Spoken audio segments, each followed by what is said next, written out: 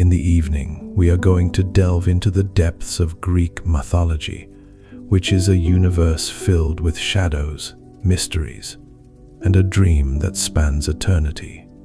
Ignore the commotion of the day and the sounds that come from the outside world.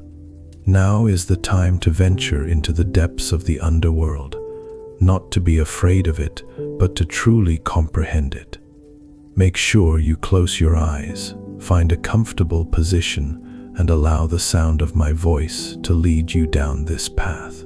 The ancient Greeks did not view death as a conclusion, but rather as a transition of sorts. It is unavoidable to make the journey to the realm of Hades. It was not the idea of a fiery hell that influenced their perception. Rather, it was a complicated combination of fear and a peculiar fascination that influenced their perception. Death was something that they dreaded because it meant that they would no longer have access to sunlight, the company of the living, or the active memory of their actions. They believed that the souls of the deceased were transformed into shadows, entities that lacked power or a distinct memory, and that they wandered through a place that was gloomy and depressing. Suppose for a second that we were to put ourselves in the shoes of a Greek warrior. To be remembered, to have his name resound in the songs and poems of the bards, was indeed the greatest honor that he could have received. When compared to oblivion and Hades, the underworld, killing someone on the battlefield was not nearly as terrible. It was a location where this oblivion became palpable, a place where individuality disintegrated into a mass of souls that had no purpose in life. Nevertheless, there was also a profound fascination with it. The notion that there is a hidden world beneath the earth that is ruled by a god who is strict but just sparked the imagination. The Greeks believed that the underworld was an inverted reflection of the world of the living, complete with its own rivers, judges, and laws that could not be broken from the outside. With their imaginations, it was a location that was just as real as the peak of Mount Olympus. Performing funerary rituals was of the utmost significance.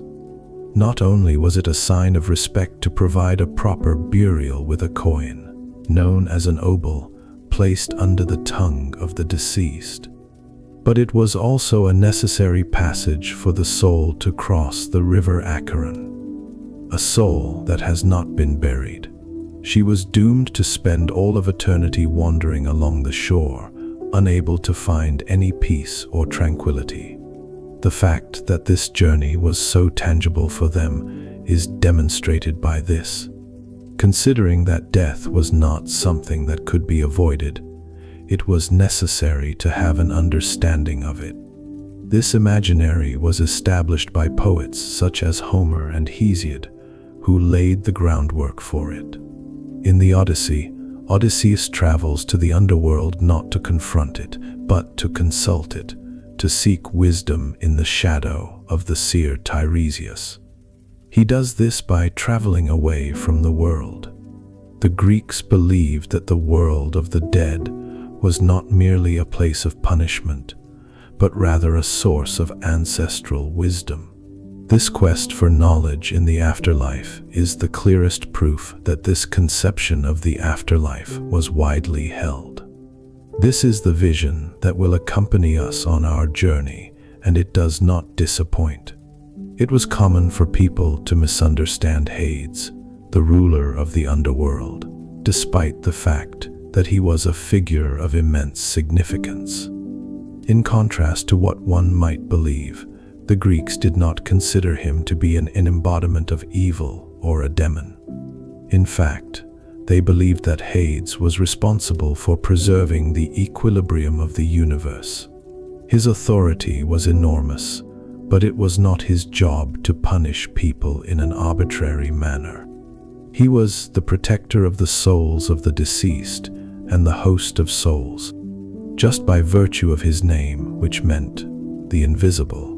we were already able to form an impression of his character. He was one of the three great sons of Cronus, along with Zeus and Poseidon, and he was known to leave his realm only on irregular occasions. Following his victory over the Titans, the dominion of the universe was divided by lot, and he was given the underworld as his inheritance. This underworld was an unavoidable realm for everyone, including the immortal gods. The very presence of his presence was a symbol of the unavoidable passing of time. He was not invoked lightly, and many people preferred to refer to him with euphemisms such as the Rich One or the Hospitable One. This is because, in a sense, he was the master of all the riches that were hidden in the earth, including precious metals and the crops that grew upon it, and he reigned alongside Persephone. Mythology contains a number of stories, but one of the most beautiful and tragic is the one about Persephone. Her life was spent in flowering fields, surrounded by nymphs and joy. She was the daughter of Demeter, the goddess of agriculture, and she experienced joy throughout her entire life. On the other hand, one day, while she was picking daffodils, the earth opened up and he emerged in his chariot. He then carried her away to his shadowy realm in order to make her his queen. The kidnapping of Persephone caused chaos to spread throughout the entire planet. In her desperation, Demeter overlooked her responsibilities, which resulted in a catastrophic famine. Spring disappeared, the earth turned into a barren landscape, and mortals started to perish. When Zeus was confronted with this crisis, he entered the picture, but it was too late. Some pomegranate seeds had already been consumed by Persephone while she was in the underworld. If one were to consume anything while in the realm of the dead, then it would be impossible for them to return to the world of the living, as stated by the law of the gods. There is now a consensus in place. With Hades, who resided in the underworld, Persephone would spend a portion of the year, typically 6 months, and the remaining portion of the year with her mother, who resided on the surface. While her descent into the depths of the earth coincided with the beginning of winter and the onset of barrenness, her return marked the arrival of spring, and the blossoming of life was a sign that she had returned. Because of this duality, she was a one-of-a-kind deity, a goddess who embodied both life and death, as well as the unending sequence of natural events. In addition to being the queen who ruled over the dead, she was also the goddess who ensured that life continued on the surface. The presence of Hades and Persephone served as a constant reminder that life and death were not two distinct concepts, but rather components of a cycle. Their influence extended beyond their own domains, affecting every season and every life on Earth. They were the gods who connected the upper world with the underworld. They were the deities who link the upper world with the underworld. Now that we have a better understanding of the role that its rulers play, it is time to bring ourselves down to earth and picture the realm that they rule over. It was not merely a hole in the earth that comprised the geography of the Greek underworld. Rather, it was a vast and intricate realm that had its own topography, rivers, and distinct planes of existence. Let's pretend that we are on the surface, in the world that is inhabited by living things. The first step toward the underworld is not a journey on a boat. Rather, it is a descent through what the ancient Greeks considered to be entrances to the world beneath the surface. Caves that were very deep, thermal springs, or lakes that were covered in thick mist were all examples of places that were thought to be the places where the boundary between worlds was the thinnest. As soon as we passed through the threshold, we discovered that we were standing on the bank of the Charon, also known as the River of Pain, which is the first and most well-known of its rivers. There was a slow current flowing through it. The waters were murky and dark, and the banks were lined with the souls of the deceased who were unable to cross. Here is where we would be confronted with the first obstacle, a payment that many historians believe had an impact on the funerary practices that were prevalent during that time period. A small coin known as the obol, which was placed under the tongue of the deceased person in order to pay the ferryman Charon for passage. In the absence of that coin, the soul was doomed to spend all of eternity wandering among the mountains. There is a gloomy picture that conveys to us the significance of performing rituals. The entire underworld was not a single location, but rather a collection of realms or sections that were known as sections. Following the traversal of the Charon, the soul arrived at the vast plain that is known as the Asphodel Fields. The vast majority of souls, those who had neither committed great crimes nor performed heroic deeds, were destined to receive this fate. The place was gloomy, full of shadows that were devoid of any recollection, and the existence there was dull and devoid of any sense of purpose. The most remarkable, however, was the fact that the geography shifted, whether for the better or for the worse. An abysmal, dark prison known as Tartarus served as a place of eternal punishment, because it was located at the point of the deepest extreme. The most heinous of sinners, including Sisyphus and Tantalus, were present and were sentenced to endure endless torments for the rest of eternity. Additionally, it was the location where Zeus had placed the Titans in captivity.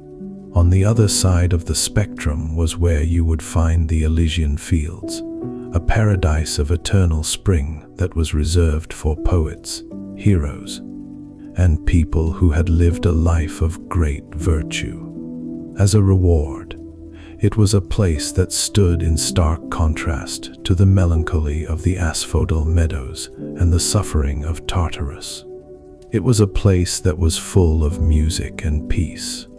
On occasion, additional references were made to the Isles of the Blessed, which were described as an even more heavenly paradise reserved for individuals who had undergone 3 reincarnations and achieved perfection.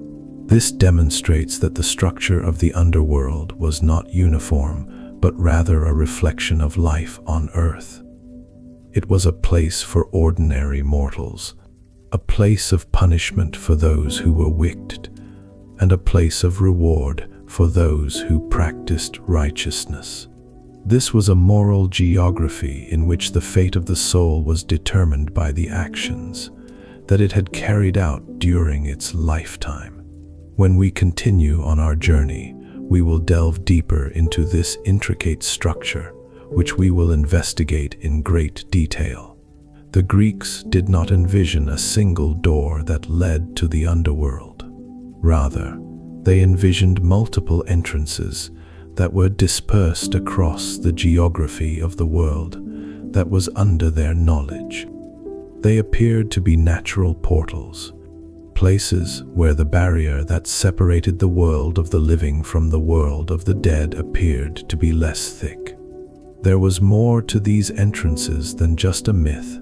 The ancient people had a strong belief in their existence and frequently connected them to actual geological phenomena. Lake Avernus, a volcanic lake located in what is now Italy, is one of the most well-known examples of this phenomenon. Without birds, or birdless, was the meaning of its Greek name, which was derived from the belief that the sulfurous gas emissions were so poisonous that they would kill any animal that attempted to fly over it. Due to the presence of such a lethal atmosphere, It perfectly suited the purpose of imagining an entrance to the underworld. In the epic journey that Virgil recounts, it is said that the hero Aeneas is said to have descended into the underworld from this very location, in the direction of the Cumaean Sibyl. Another of these entrances was said to be located in the Peloponnese, specifically at Cape Tenaro, which is located on the Greek mainland. At this location, a cave that was both deep and mysterious was thought to be one of the entrances to Hades. It is said that Heracles, while performing his 12th and most perilous labor, descended from this location in order to capture Cerberus, the dog with 3 heads. The narrative not only provides us with information regarding a physical entrance, but it also demonstrates the bravery and audacity that are required to even attempt a journey of this nature. Caves, in general, were considered to be potential gates that could lead to the underworld. It was not difficult for the Greek mind to make the connection between the realm of shadows and the darkness and depth with which these rock formations were associated. They were the perfect place to imagine the beginning of a soul's journey because of the constant descent and the absence of light. One example that is not as well known is the Cave of the Nymphs, which is located on the island of Ithaca and was also thought to have a connection to the afterlife. Homer describes it as a place with 2 entrances, one for mortals and one for gods, which emphasizes the idea that these portals were not merely holes, but passages with their own rules. Homer's description of the place can be found in the Odyssey. These gates of the earth serve as a reminder to us that the underworld was not a concept that was abstract and outside of the realm of the Greeks. It was there, right beneath their feet, concealed from plain sight, and at the same time, it was present in the geography that surrounded them. It served as a constant reminder that death was an inherent component of the world, just as real as the sun in the sky or the mountains on the horizon being visible from the horizon. And each and every grotto or hazy lake turned into a threshold, a point there was no turning back. There was a great deal more to the errant river than just a murky body of water. Its name, which meant the river of pain, referred to it. In other words, it was the first great filter, the unbreakable boundary that separated the world of the living from the world of the dead. Due to the fact that it played such an important part in the journey of the soul, the depiction of it provides us with one of the most potent and grave images in Greek mythology. It was described as a dark and putrid underground river that flowed through the depths of the earth by the Greeks in their mythological geography. It was also described as a place of suffering and expressions of lamentation. However, in the world that actually existed, the Greeks believed that there were rivers that served as a representation of it on earth. For instance, in the region of Epirus, which is located in what is now Greece, there is a river known as the Charon that flows into a lake that the ancients believed to be the entrance to the underworld. Its waters, which were frequently obscured by the soil and the rocky landscape that surrounded it, unquestionably played a role in the formation of this belief. On the other hand, the Charon River's true significance did not lie in its geographical location. Rather, it was the rite of passage that it brought about. While waiting for their turn to cross, the souls of the deceased gathered on its banks. But they did not appear to be complete beings, but rather shadows. All souls, however, are not capable of doing so. And this is where the figure of Charon, the ferryman of the underworld, comes into play. He is a character that is just as iconic as Hades himself. An elderly and stern ferryman with a disheveled beard and fiery eyes, Charon was described as having these characteristics. It was his job to transport souls across the river in his boat, but he did not do it out of a sense of altruism.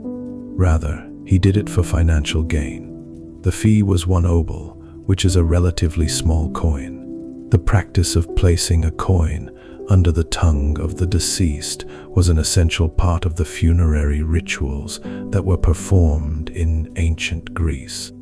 This practice ensured that the soul would be able to pass through. In the absence of this payment, the soul was unable to traverse the river and was assigned the fate of wandering the banks of the Acheron for the entirety of eternity.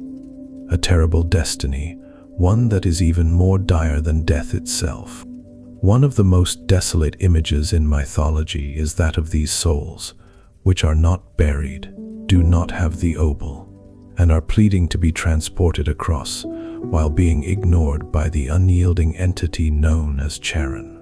The fact that the Greeks placed such a high value on burial and funeral rites is demonstrated by this item. The ceremony was not merely a ceremony for those who were still alive. Rather, it was an essential requirement for the eternal rest of those who had passed away. As a result, the Acheron was not merely a river, but rather a silent judge. Its current was not the issue.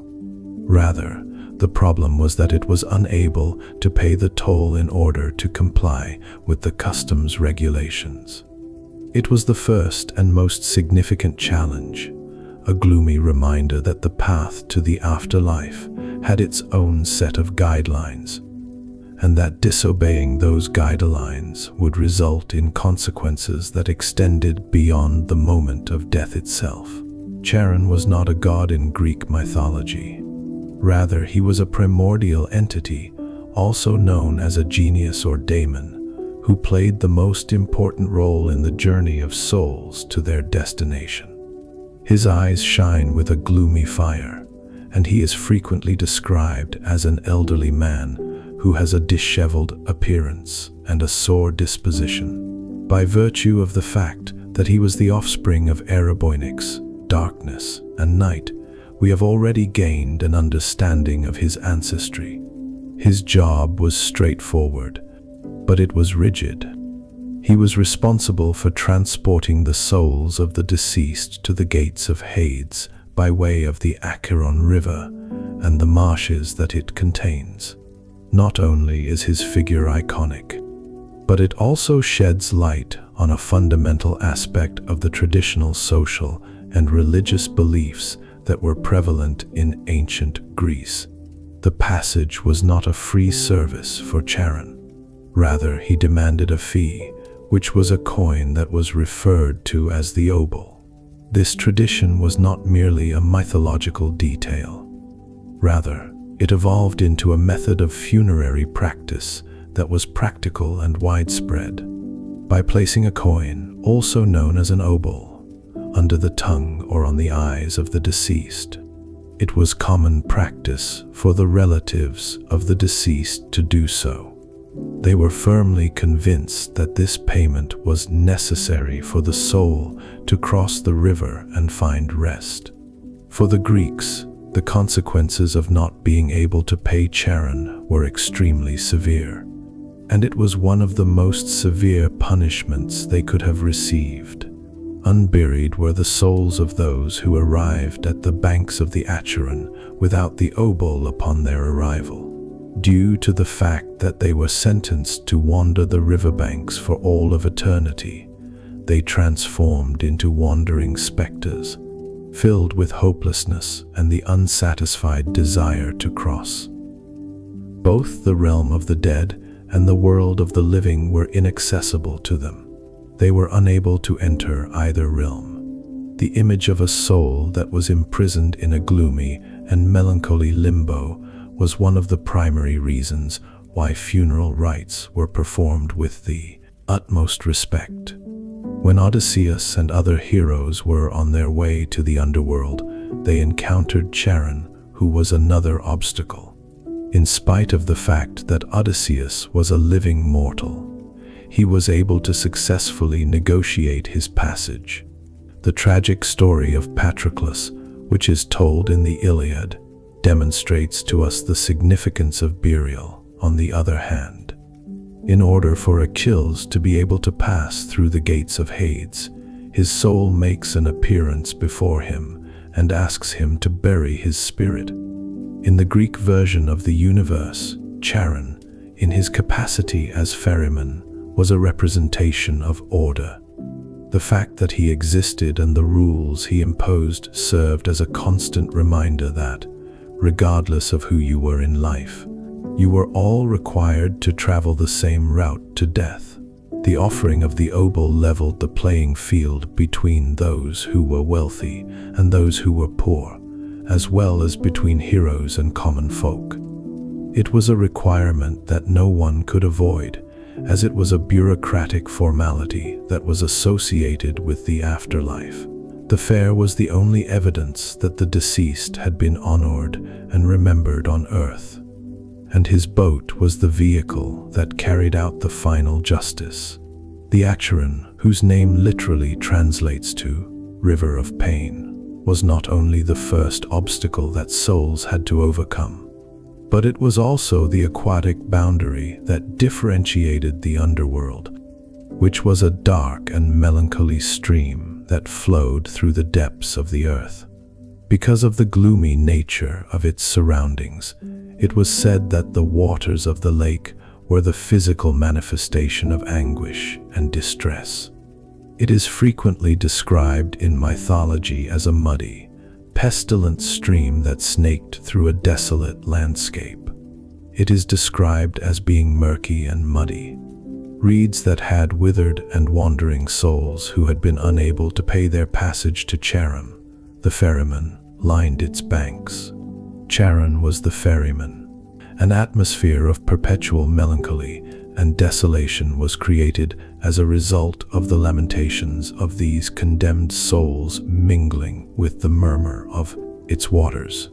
Furthermore, the Charon was not by itself. According to Greek cosmology, it was one of the 5 major rivers that flowed through the underworld, each of which meant something different and served a different purpose. The Charon, on the other hand, was the first river that the soul came into contact with.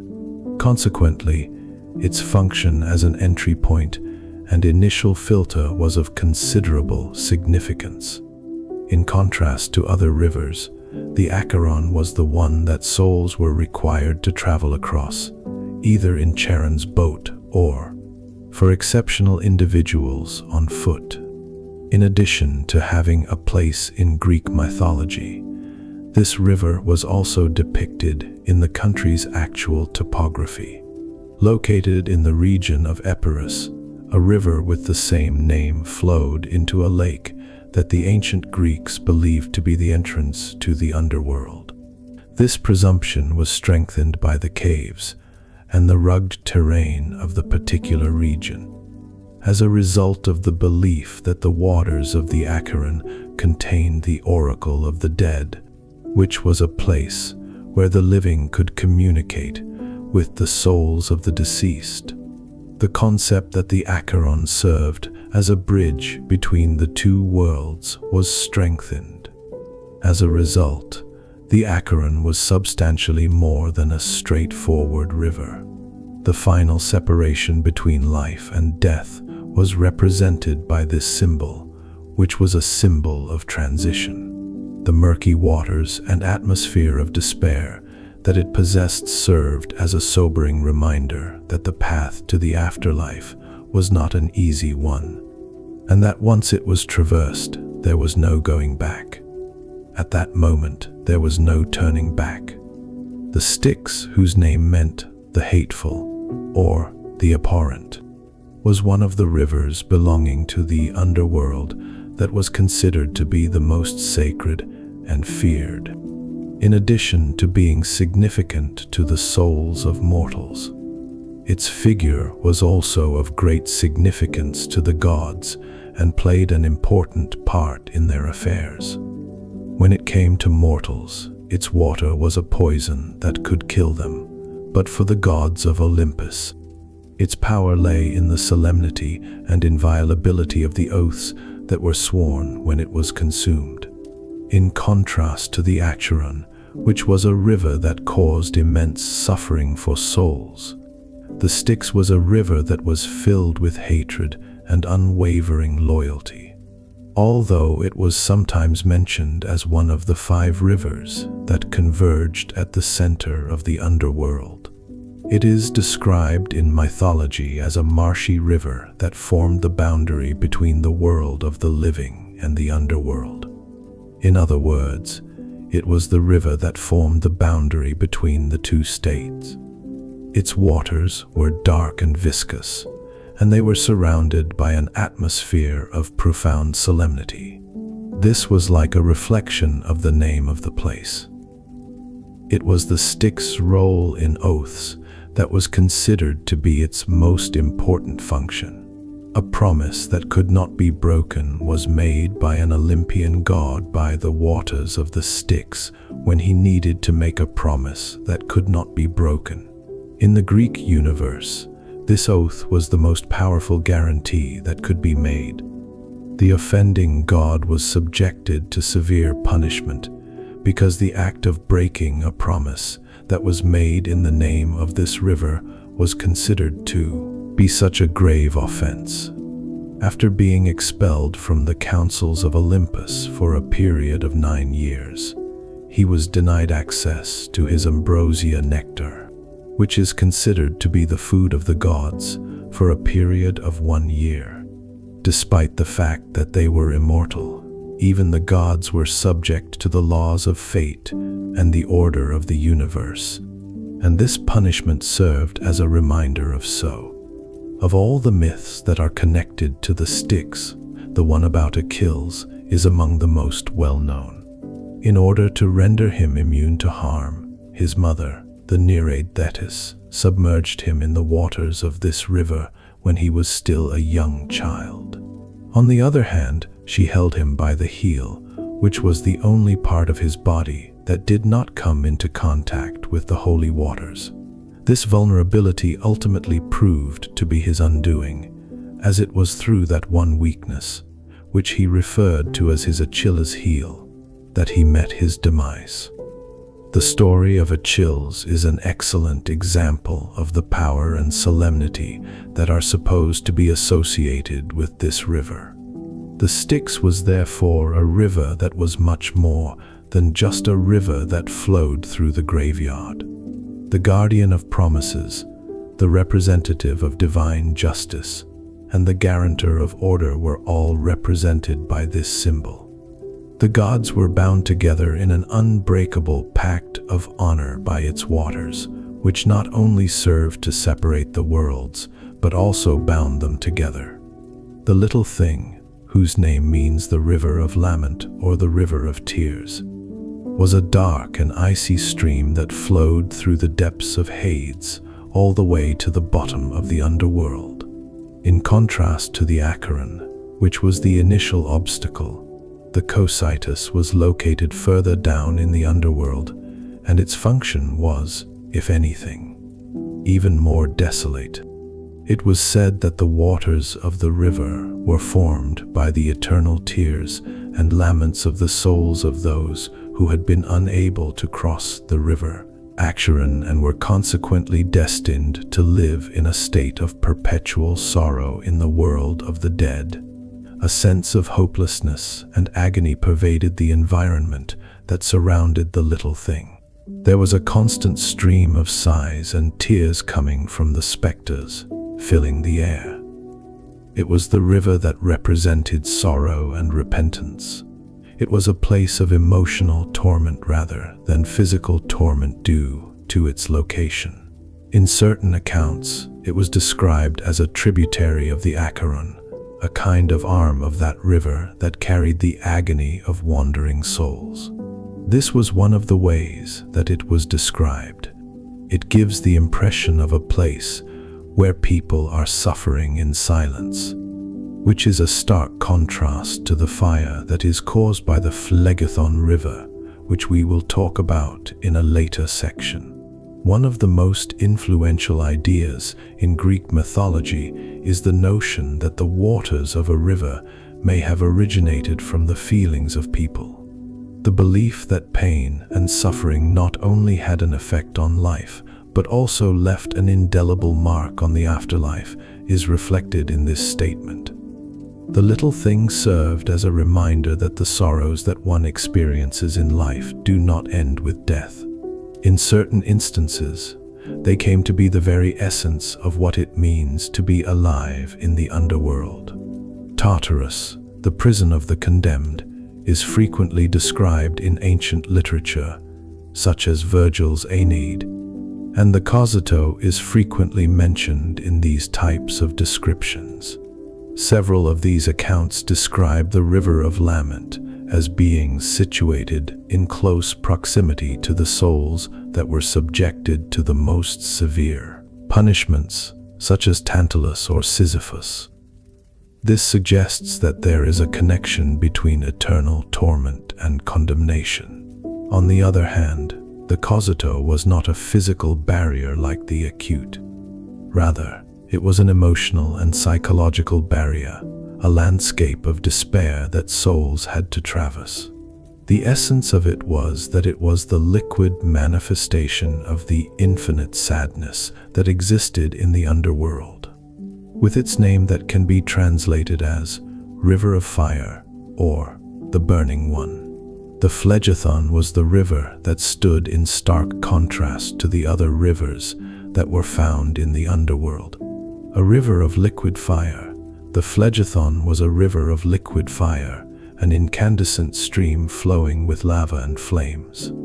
In contrast to the shadowy currents of the Acheron and the Cocytus, the river was not a river that souls had to cross in order to enter the underworld. Rather, it was a river that served as a barrier and a prison. This gives it a unique function in the geography of the underworld. The Phlegethon was believed to be encircling Tartarus, which was considered to be the most ominous and dreary prison in the underworld. It was believed to be the location where the most heinous offenders were punished, and it was also believed that Zeus had imprisoned the Titans there. It was the river of fire that served as a moat, a wall of heat and torment that prevented those who were condemned from escaping their eternal prisons. The presence of this thing served as a constant reminder of the punishment that was in store for those individuals who had the audacity to disobey the gods or commit acts of immense evil. The Greeks' conception of divine justice was reflected in the image of a river of fire in the underworld, which was not merely a poetic fantasy, but rather a visual representation of the concept. In contrast to the majority of souls who lived a life devoid of happiness in the asphodel meadows, those who were sent to Tartarus were subjected to an eternity of physical torment, a manifestation of the god's power to inflict pain on those who deserved it. The Phlegethon was the guardian of this punishment. He was responsible for ensuring that others suffered. There are works of literature, such as Virgil's Aeneid, that provide a chillingly realistic description of the Phlegethon. This river of fire that flowed with unrelenting violence is said to have surrounded a fortified castle in Tartarus, which is said to have been surrounded by it. Readers were able to visualize a place of punishment that was as tangible as any prison in the mortal world, but with an unimaginable level of suffering, thanks to the description. It was said that the Phlegethon was the river that brought divine wrath and punishment. As a constant reminder of the unyielding justice of the gods of Olympus and Hades, it was a symbol of physical punishment, a torment that burned without consuming, and a constant reminder of the unwavering justice of the gods. This river, whose name literally translates to oblivion, was the final of the great rivers that flowed through the underworld and was, in many respects, the most mysterious. The Lethe River, in contrast to the other rivers, which were known to cause discomfort or anxiety, provided a sense of tranquility, a final release from the concerns and recollections of life on earth. It was said to be a tranquil river whose waters possessed the magical ability to erase memories, and it was described as such. In order to forget their past, the souls that eventually arrived in the Asphodel meadows or were getting ready to reincarnate in the world of the living were required to drink from the waters of the meadows. The amnesia didn't come as a punishment. Rather, it was a requirement.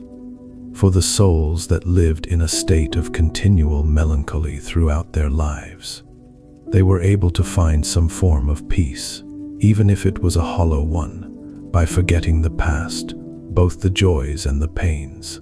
In the case of the souls that were getting ready to undergo reincarnation, it was a fresh start, a chance to begin again without the weight of previous lives. One of the most profound ideas in the Greek belief system is that of the cycle of life and death, and the concept of the river Lethe speaks to this idea. The act of forgetting was not regarded as a tragic event, but rather as a necessary step in order to proceed. The souls of heroes and the righteous who were allowed to enter the Elysian fields were also able to drink, albeit in a different manner. The act of forgetting was not a requirement for them. Rather, it was a choice. Because of this, they were able to recall their exploits and take pleasure in their paradise without experiencing the anguish of loss. A significant amount of emphasis was placed on the role that Lethe played in the process of reincarnation in ancient literature, particularly in the Orphic and Platonic texts. It is said that in the myth of which is found in Plato's Republic, souls are required to drink from the river Lethe before they can choose their next life. Those who drink an excessive amount of water lose the wisdom that is necessary to make a good decision. This demonstrates that despite the fact that the river offered oblivion, memory and wisdom were regarded as valuable characteristics that were essential. One could say that the Lethe was the river of oblivion and consequently the river of ultimate peace. The fact that it existed served as a reminder that death was not simply the conclusion of life. Rather, it was the beginning of a new stage, whether it was in a state of perpetual oblivion or at the beginning of a new life cycle respectively. It was the moment when the soul completely separated itself from its earthly identity and became a part of the afterlife. The figure of Hades, who rules over the underworld, is widely considered to be one of the most misunderstood in all of Greek mythology. Irrespective of the Christian notion of Satan, Hades was neither a malevolent deity nor a soul tempter. He was neither of these things. He was a ruler, a strict guardian, and an impartial administrator of the realm of the dead. His role was to oversee everything that happened there. He was not a prisoner, but rather a king. The power that he possessed was enormous, comparable to that of his brothers Zeus and Poseidon. Following the triumph over the Titans, the three brothers decided to divide up the universe into their respective domains by drawing lots. In accordance with a random drawing, Zeus was given the sky, Poseidon was given the sea, and Hades was given the vast, shadowy realm that extended beneath the surface of the earth. Because of his reserved nature and the infrequent occasions on which he ventured outside of his realm, his name, which meant the Invisible One, reflected this. The inevitability of his dominion was the reason that he was feared as a god, not because of his malicious nature. Because it was difficult for the Greeks to pronounce his name, they frequently referred to him using euphemisms such as Plauton, which means the rich one. This was due to the fact that he was the owner of all the mineral wealth on earth. There was a profound reverence for Hades, but there was also a great deal of fear associated with it. The worship of him was not as joyful as the worship of Zeus or Apollo, and there were not many sanctuaries dedicated to him. He was portrayed as a god who upheld the laws of death, and his image was that of a judge who was impartial. They did not interfere in the affairs of the living unless they were provoked to do so, and their primary concern was to stop the souls of the deceased from coming back to the world of the living. He was the protector of the equilibrium of the cosmos. It is common for people to misunderstand both the solitary nature of his realm and his solemn being. Hades was not a depressing god, but rather a god of practicality. The only act of passion that has been documented by him was the kidnapping of Persephone. This was not done out of a desire to do something evil, but rather out of a desire to have a queen for his realm. Moreover, once he had her, he transformed into a devoted husband and king, and he began to share his throne with her. In a nutshell, the personification of Hades is that of a god who embodied the solemnity of death and the impartiality of fate. He is a just but solemn sovereign. He was not the adversary of humanity. Rather, he was its ultimate host, the king who awaited everyone just as equally in his enormous palace that was completely silent. There is a profound sense of duality in the figure of Persephone, who is the queen of the underworld, an allegory of the cycles of life and death, of winter and spring. Her story is not simply a myth about the kidnapping of a goddess. Rather, it is a combination of these two concepts. Before she lived her life in the shadows, Persephone, whose name meant "she who brings death," was known as Kor the Maiden. She was the daughter of Zeus and May, the powerful goddess of agriculture. Her life was filled with love and happiness. Her days were spent in the fields of Nysa, where she entertained herself by dancing and gathering flowers while surrounded by nymphs. She was a representation of the season of spring and the fertility of the earth. After being moved by her beauty, the solitary Hades made the decision to make her his queen, which brought an end to the happiness that had been brought about. Through the assistance of Zeus, he emerged from the depths of the earth in a dark chariot, and in order to transport her away, he split the ground open between them. The scream of Persephone reverberated throughout the heavens and the oceans, but only the goddess Hecate and the god of the sun, Helios, were able to hear it. As soon as the earth closed once more, the young woman disappeared from the world of the living. The kidnapping of Persephone caused her mother, Demeter, the goddess of the harvest, to experience a profound sense of sorrow. As a result of her despair, she refused to carry out her responsibilities.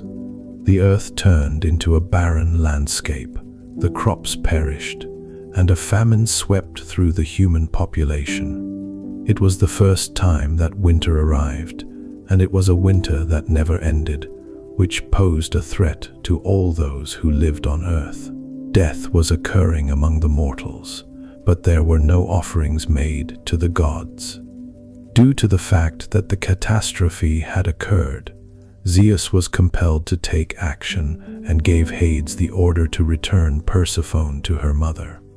Nevertheless, there was a problem with it. Persephone discovered that she had consumed 6 pomegranate seeds while she was in the underworld. The unyielding laws of the underworld stipulated that anyone who consumed any food there would be unable to return to their previous places of residence. There is now a consensus in place. It was customary for Hades to spend a portion of the year with Persephone in the underworld, with each seed spending 1 month there. Throughout the remainder of the year, she would make her way back to the exterior with her mother. Through this arrangement, the duality of her existence, as well as the cyclical nature of the seasons, can be understood. There is a blossoming of the earth, the growth of plants, and the arrival of spring across the world when Persephone is with Demeter. On the other hand, when she goes down to the underworld to rule alongside her husband, her mother laments her absence, and the earth becomes icy and desolate, which ultimately results in the arrival of winter. Persephone was not a prisoner because she was the queen. Due to the fact that she possessed sovereignty over both life and death, she rose to the position of a powerful and revered sovereign, a goddess who was feared and revered, the person who brought spring to the living and reigned over the shadows was the figure who brought the two worlds together. She was the power that united them. The sovereign of Hades did not pass judgment on souls, despite the fact that the realm of Hades was enormous. Instead, he gave this important responsibility to a group of 3 legendary mortals who, due to their sagacity and fairness in life, had been elevated to the position of judges in the underworld. Minos, Rhadamanthus, and Aeacus were the names of these 3. The ultimate destiny of every soul was decided by 3 brothers who were responsible for making that decision. What a fascinating beginning they have. In addition to the fact that they were the sons of Zeus and Europa, which provided them with a divine connection, they had also lived as men on earth, which provided them with an understanding of the human condition. The fact that they were able to comprehend both the justice of the gods and the shortcomings of mortals endowed them with the ability to act as impartial judges. This is Minos, the highest judge. Minos was the most well-known and considered to be the most significant of the 3. When he was alive, he was the legendary king of Crete, and he was famous for his profound wisdom and his stringent legal code. His death resulted in him being appointed as the chief judge. As a representation of his authority, he was shown holding a scepter in his hand, and it was his responsibility to deliver the verdict that finalized the case. Minos issued the final decision. Of the 3 decisions, the one that was considered to be the most severe was the one that sent souls to their ultimate destination. A judge who was not influenced by compassion, but rather by logic and the strict enforcement of the law, who makes decisions. The Eastern peoples were judged by Rhadamanthus, the prophet. During his lifetime, Rhadamanthus was another great king and legislator who ruled over the islands of the Aegean. Additionally, it was said that his laws were so flawless that they served as a source of inspiration for other legislators all over Greece. He was well known for his unwavering commitment to justice. Among the souls that resided in the underworld, his authority extended to those who were of the Oriental ethnicity. It was his responsibility to question souls about their lives and the things they had done, and his judgment would determine whether or not they deserved to be punished in Tartarus or rewarded in the Elysian fields at the end of their journey. Let me introduce you to Echo, the keeper of the keys. As a king of the island of Aegina, Aeacus, the 3rd brother, was known throughout his life for his piety and his commitment to justice. In the aftermath of his passing, he was given the responsibility of being the keeper of the keys to Hades. It was his responsibility to investigate the souls of those who had traveled from Europe and to find solutions to the most basic problems. the one who handled the souls of those who were neither heroes nor great sinners and directed them to the asphodel meadows. He was regarded as the most compassionate of the three because he was the one who handled them. It was his responsibility to keep the entrance in order and to make sure that there was a constant flow of souls. The Supreme Court of the Underworld was comprised of these three arbitrators working together. One of the most important reasons for their existence was to show that death does not mean that accountability is no longer a possibility. The Greeks held the belief that every action in life, regardless of whether it was good or bad, would be judged. The decision was not made at random. Rather, it was reached through a process that was both fair and methodical, and it was carried out by judges who were aware of both divine law and human frailty. A soul's destiny was determined by the life it had lived, and the tribunal consisting of Minos, Rhadamanthus, and Aeacus was the manifestation of the truth that this principle was true. We proceed further into the depths of the underworld as we continue our descent. Cerberus, also known as the canine Cerberus, which is the most feared and iconic guardian of the realm, confronts the soul after it has traversed the river boundaries. He comes from a monstrous background, just like his appearance. According to Greek mythology, Cerberus was the offspring of two of the most terrifying creatures in the world, the enormous and terrifying Typhon, who is the father of all monsters, and the Echidna, who is split between a woman and a serpent and is the mother of all monsters. This union resulted in the birth of dreadful creatures, and Cerberus was not an exception to this process. The image of Cerberus that the majority of people have in their minds is that of a dog with 3 heads, each of which has a mane of snakes. The claws on its tail were vicious, and its tail was a living snake that hissed the entire time. Descriptions can take many forms in literature. Homer merely refers to him as Hades' dog, but later authors such as Hesiod described him as having 50 heads, and the poet Pindar even attributed 100 to him. Nevertheless, the image of the 3 heads began to gain popularity and has remained the one that has persisted in popular culture. The role of guardian that Cerberus played was twofold, and it was of the utmost importance in the process of preserving order in the underworld.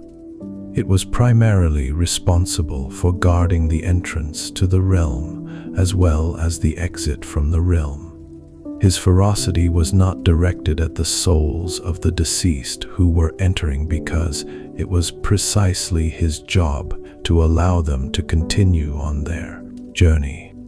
On the other hand, if a soul attempted to flee or a mortal attempted to enter, Cerberus would transform into a force of nature, an unstoppable guardian who would stop them with his ferocious fangs and thunderous bark. The fact that he was there was a guarantee that the underworld was a place from which there was no escape. It was not true that Cerberus was unbeatable, despite the terrible reputation he had. According to mythology, only a select few heroes were able to triumph over him. The most well-known instance is that of Heracles, who, during his 12th and final labor, was tasked with the responsibility of capturing Cerberus and bringing him back to the world to be with the living. In addition to demonstrating superhuman strength, Heracles was able to subdue him without the use of any weapons and bring him to Eurystheus in Mycenae. This was accomplished with the assistance of the goddess Athena and the god Hermes. Heracles finished the task by bringing Cerberus back to the underworld after he had shown him to the king, who was filled with fear before seeing him. Orpheus, another hero, was able to calm him down with the sweetness of his music, and the Sibyl of Cumae presented him with a honey cake that was laced with herbs that cause sleepiness in order to put him to sleep and make it possible for Aeneas to enter the underworld. The Cerberus. The true Cerberus was not merely an animal. Rather, he was a component of the natural world, a personification of the unyielding order and justice that existed in the underworld. The presence of his figure served as a constant reminder that once the journey to the afterlife had begun, there was no going back afterward. It is important to note that the Erinyes, who were referred to as the Furies in Roman mythology, were not merely monsters. Rather, they were primordial goddesses of vengeance and justice who resided in the underworld. Their existence served as a constant reminder that crimes, particularly those committed against members of the same family or bloodline, would not be tolerated without having consequences. It is possible that their origin dates back to the very beginning of the universe. Uranus, the sky, was castrated by his son Cronus, which resulted in the birth of these beings from the same blood. This bloody and violent beginning establishes a direct connection between all of them and vengeance and punishment. They were described as being sassy figures dressed in black, carrying torches and whips, and having snakes entwined in their hair. Their eyes were filled with venom, and the mere fact that they were there was enough to instill fear. It was the responsibility of the Erinyes, who lived in the underworld, to act as representative of divine justice. Those who had committed particularly heinous crimes, and most importantly, those who had violated the sacred bonds of family, were the ones who were intended to be punished by them. Their mission was not to punish any and all individuals. The relentless pursuit of those who had broken solemn oaths, as well as those who had committed matricides and parricides, was what they were. They relentlessly pursued their victims, both in the world of the living and in the realm of the dead, until they either went insane or passed away. Their vengeance was so powerful that it not only had an effect on the person who made the mistake, but it also had the potential to curse their offspring. One of the most well-known examples of his persecution is provided by the myth of Orestes.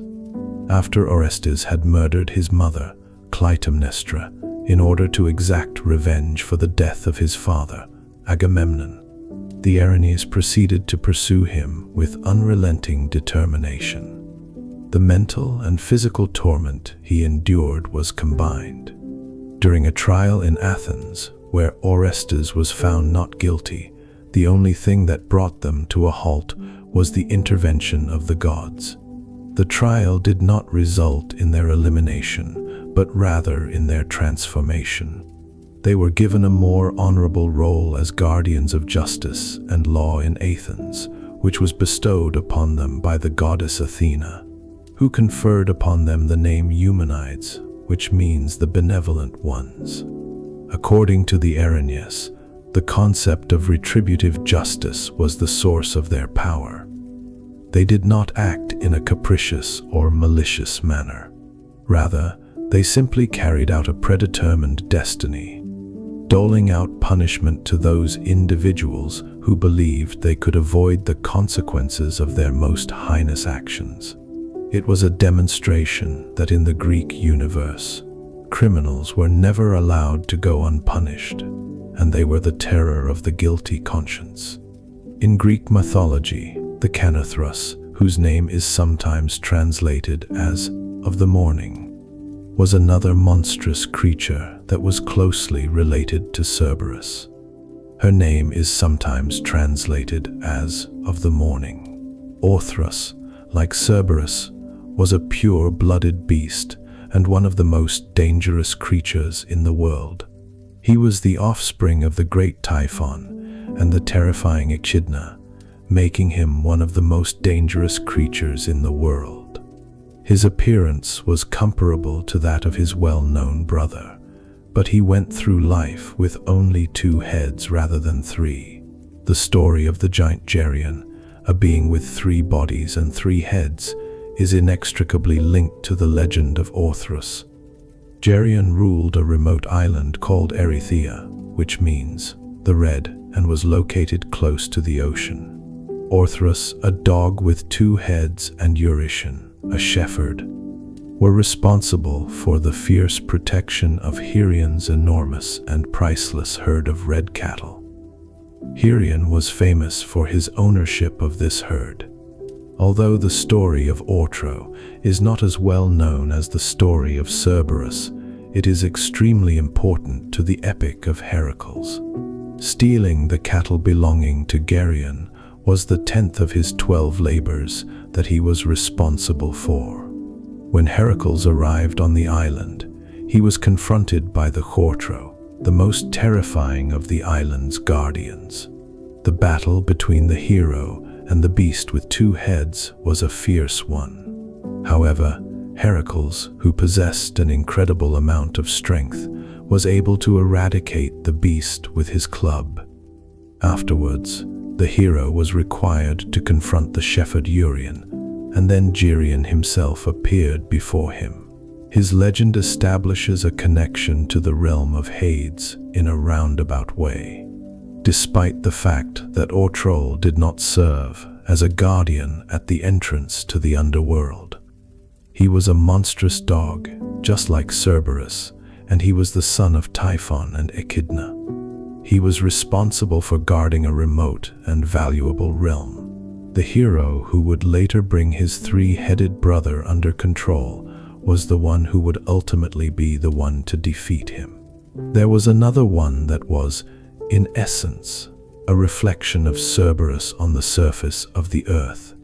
It was a guardian of the underworld in the realm of the living. His narrative demonstrates that the creatures of the underworld were not confined to the depths of the earth, but rather that their lineages and power extended to the most remote parts of the world that we are familiar with, in addition to the most well-known guardians. The Greek underworld was a vast realm that was inhabited by a wide variety of terrifying entities and monstrous creatures. Not only did their presence serve to preserve order, but it also served to instill profound fear in regular people by serving as a constant reminder of the perilous and foreign nature of this world. The father of monsters is known as Typhon. There is no other being in all of mythology that can compare to the monstrous and formidable Typhon. It is impossible to deny the fact that he had a connection to the underworld, despite the fact that he did not serve as a guardian of the underworld. Typhon was a monstrous creature that had 100 dragon heads and breathed fire. It was born from the union of Gaia, the earth, and Tartarus, the most insular prison in Hades. It was Gaia's attempt to exact revenge on Zeus for his victory over the Titans that resulted in the birth of her son. Typhon issued a challenge to Zeus to engage in a battle of epic proportions. While the other gods fled to Egypt, Zeus engaged him in a battle that shook the entire universe before he was defeated. In the end, Zeus was able to vanquish him with his lightning bolts and crush him beneath Mount Etna, which is located in Sicily. Since then, Typhon has been causing volcanic eruptions from his prison beneath the earth, which serves as a constant reminder of his rage and the power he possesses. Despite the fact that his place of torment is not strictly the underworld, the fact that he was born in Tartarus makes him the father of Cerberus and Tartarus and the most powerful titan in the realm of the underground. The Empusae were female demons or specters who served the goddess Hecate, who was considered to be one of the most significant deities representing the underworld. These creatures were able to change their appearance and frequently made their appearance to travelers on roads that were deserted. They had the ability to transform into stunning women in order to entice men, and once their victims were caught off guard, they would attack them and consume their blood and flesh. One of their legs was made of bronze, and the other was made of a donkey's leg, which made them hybrid creatures that were terrifying. The Kirs were female spirits that were responsible for violent suicide. They were the bloodthirsty daughters of Nyx, the night, and they roamed the battlefields in large numbers. They were portrayed as dark-winged demons with sharp claws and a thirst for blood, and they were waiting for the opportunity to take the souls of those who were dying while they waited. The Quers were associated with the most brutal and tragic deaths, such as those that occurred during war or by murder, in contrast to the Tatos, which were associated with peaceful deaths. Their existence in the underworld served as a constant reminder that not all deaths were peaceful or deserving of respect to the deceased. These monsters and guardians of the underworld were not merely antagonists in Greek cosmology. Rather, they served a purpose in the philosophy of the Greeks. They were the personification of terror, the presence of punishment, and the unavoidable occurrence of violent death. Hades was a realm that not only contained gods and judges, but also creatures of unimaginable ferocity and terror. Their existence highlighted the gloomy nature of Hades, which was a realm where both of these things resided. In the depths of Hades, we have traversed the rivers and triumphed over the guardians. And now we find ourselves in the location where the majority of souls are located. We are currently in the Field of Asphodel. Its name conjures up images of the asphodel, a flower that was so pale and spectral that it covered this vast and desolate plain. The place was neither a place of punishment nor a place of reward. Rather, it was a final destination without any purpose, a space of existence that was gray and emotionless. When viewed through the lens of the Greeks, this was not a fiery hell, but rather a more subtle and possibly more cruel fate. The diminishment of one's memory and sense of self. These wandering souls were nothing more than shadows, helpless specters who had forgotten the joys and sorrows of their earthly lives. They had given up on the world. Homer provides us with one of the most vivid descriptions of this location in the Odyssey. During his journey through the underworld, the hero Odysseus comes face to face with the souls of his former allies, including Ajax and Achilles himself. It was necessary for Odysseus to offer blood to these souls in order for them to be able to communicate and regain a moment of consciousness. The only way for them to momentarily transform into the person they had been throughout their lives was by drinking it. They became the soul of Achilles, the greatest of all warriors. He conveys to Odysseus, with a profound sense of melancholy, that he would prefer to be the servant of a poor man on earth rather than the king of all the dead individuals in Hades. This phrase encapsulates everything that has been said.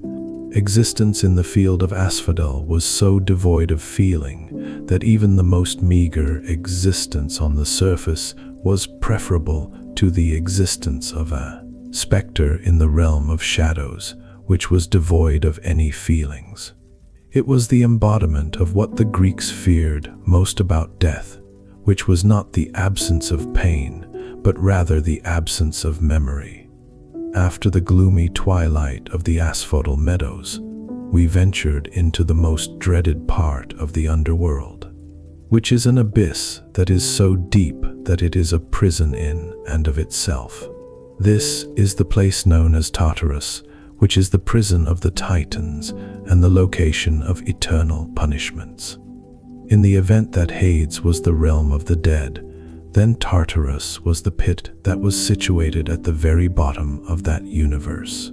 In his work Theogony, the Greek poet Hesiod describes it as an abyss that is so vast that it would take a bronze anvil 9 days and 9 nights to fall from the earth to its bottom. This is in order to give you an idea of how enormous it is. It is a place that is under constant darkness, and it is protected by gates made of wrought iron and surrounded by a wall made of 3 layers of bronze. Within the vicinity of this formidable prison flowed the river of fire known as the Phlegethon, which served as an enormous moat that burned for all of eternity. In its primary role, Tartarus served as a prison for its inhabitants. Following their victory over the Titans in the conflict that was referred to as the Titanomachy, Zeus and the Olympian gods were able to imprison their most formidable adversaries, the Titans, in this location. Under the watchful eye of the Hecatoncheias, who were giants with 100 arms, the Titans were sentenced to spend all of eternity experiencing the torment that they were destined to endure. It was a warning to all divine and mortal beings alike that even the most ancient deities could not escape the justice of Zeus, and their presence in this location served as a warning to all of them. However, Tartarus was so much more than just a prison for the Titans. Over the course of time, it evolved into a location where the souls of mortals who had committed crimes so heinous that they deserved to suffer for all of eternity punished. Acts of extreme arrogance, contempt for the gods, or deceit were the sins that were committed. They were not the typical sins. It was in this location that legendary figures such as Sisyphus, who had been sentenced to spend eternity pushing a rock uphill, were executed. In order to satisfy his insatiable hunger and thirst, Tantalus was chained to a wheel of fire. His punishments were not chosen at random. Rather, each one was a direct result of the wrongdoing he had committed in his life. Tartarus is not a place of silent lamentations like the Asphodel meadows. Rather, it is a place of active torment, of suffering that never ends. It is a reminder that, while the majority of souls find an empty rest with death, for a select few, death is only the beginning of their sentence. It is the manifestation of the most unyielding justice.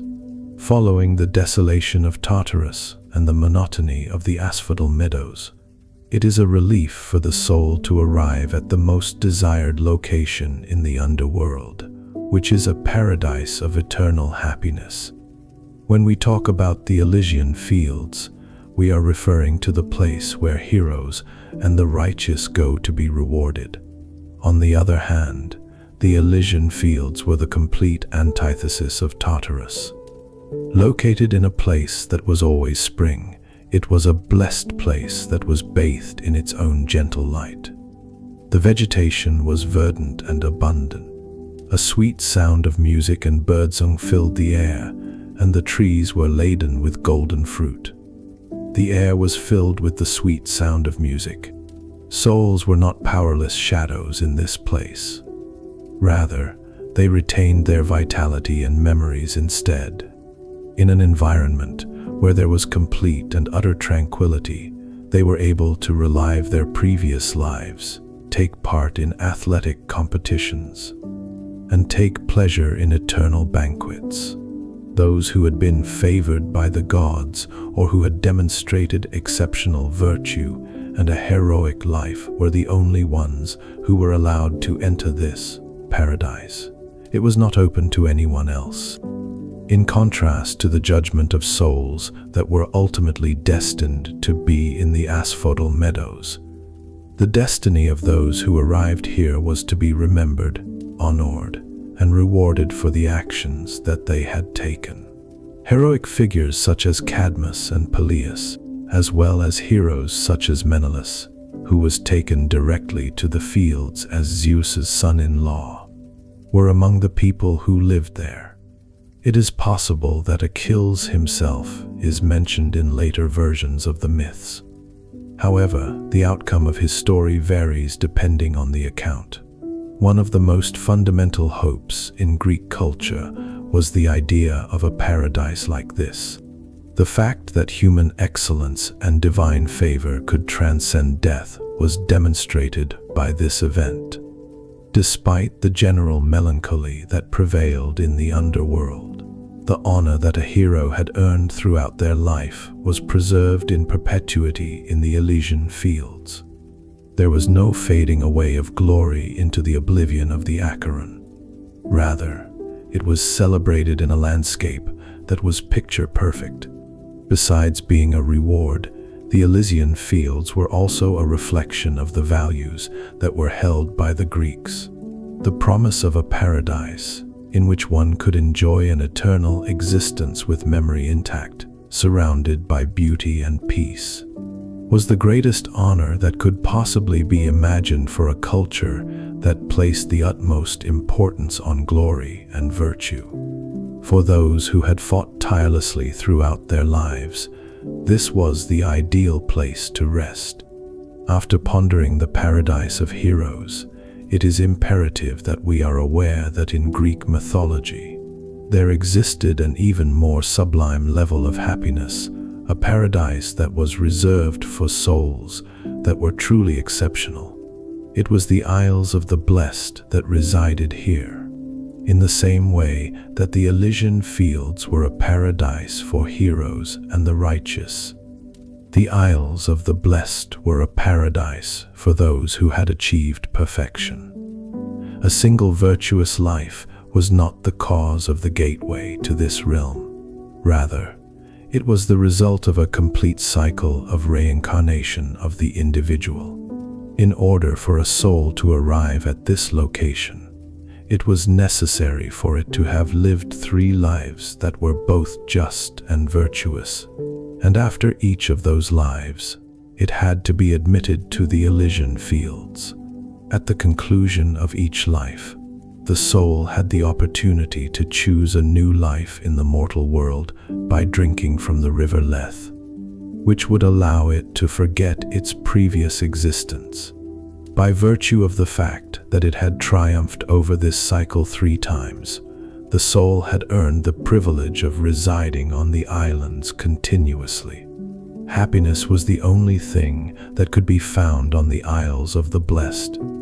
It was said that they lived in a land with an ideal climate, where the sun always shone with a soft light and the air was flavorful.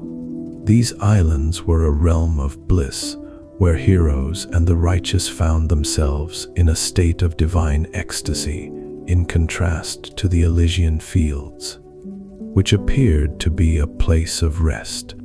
At this location, there were no concerns, no pains, and not even the resentful memories of the world of the living. In the Orphic tradition and in the writings of philosophers such as Plato, this location was regarded as the culmination of the journey that the soul had taken, the reward for having triumphed over the challenges that life and death presented.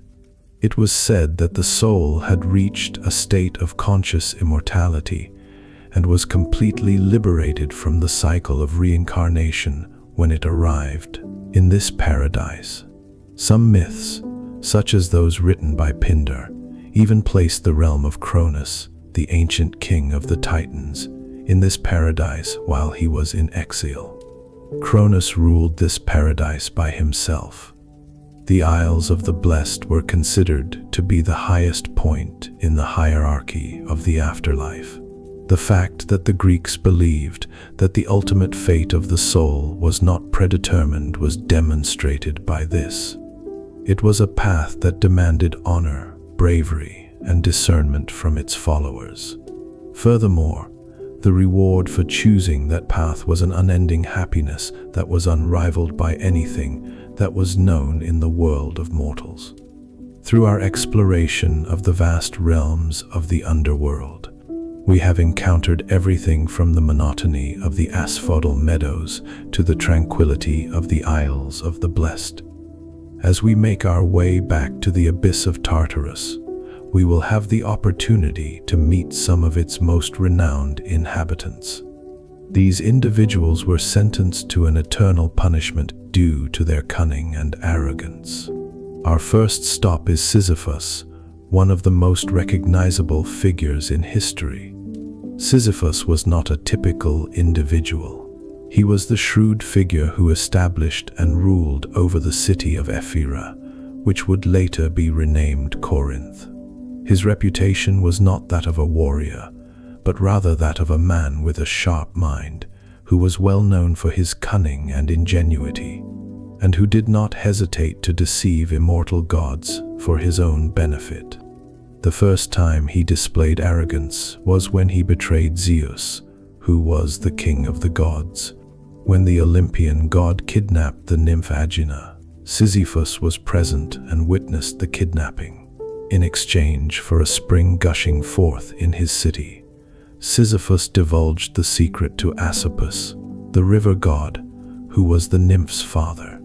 As a result of Sisyphus's disobedience, Zeus gave Thanatos, the personification of death, the order to transport him to the dimension of the underworld. Nevertheless, Sisyphus was far too intelligent to be captured. By the time Tatos arrived, Sisyphus had already tricked him and chained him up.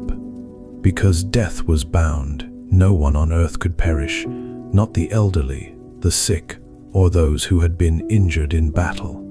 The world was engulfed in chaos, and the god Ars, who was dissatisfied with the fact that his wars did not result in slaughter, let Thanatos go free. Sisyphus was ultimately overtaken by death, but his craftiness did not come to an end with his passing.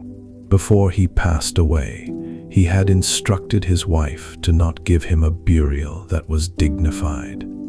Once Sisyphus had arrived in the underworld, he expressed his displeasure to Persephone about the fact that his wife had failed to pay him the appropriate funeral honors due to her carelessness. He then requested permission to return to the world of the living for a short period of time in order to exact revenge on her, and Persephone concurred. Sisyphus went back to his palace, and once he was there, he decided against punishing his wife by simply refusing to go back to Hades. When death had to come for him for the second time, Sisyphus had lived for a great deal longer than before. As a result of his disobedience and his disregard for the natural order, the gods reached a conclusion regarding his punishment. A sentence of futility would be handed down to him as his punishment, rather than physical torture. When he arrived in Tartarus, he was sentenced to the task of pushing a massive rock uphill along a steep slope. Every time he got close to the top of the hill, the rock would fall out of his hands and roll back down to the bottom of the hill. This was the punishment that he was given.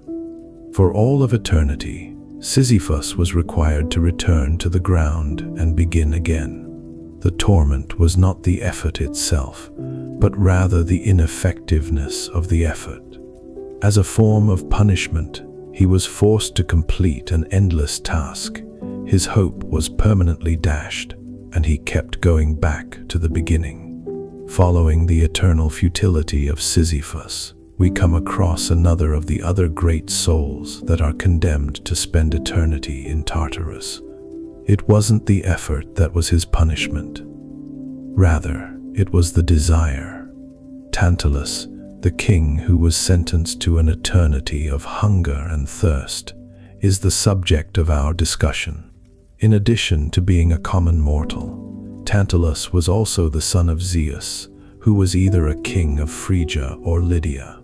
In addition, as a result of his divine lineage, he was granted the honor of being invited to the banquets that were held on Olympus for the gods.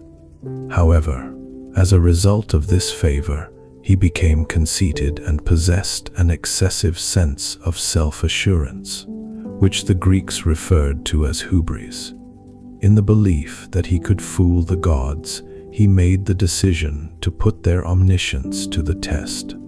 It was his invitation to the gods to a banquet that was held in his own palace that became his most notorious and heinous crime.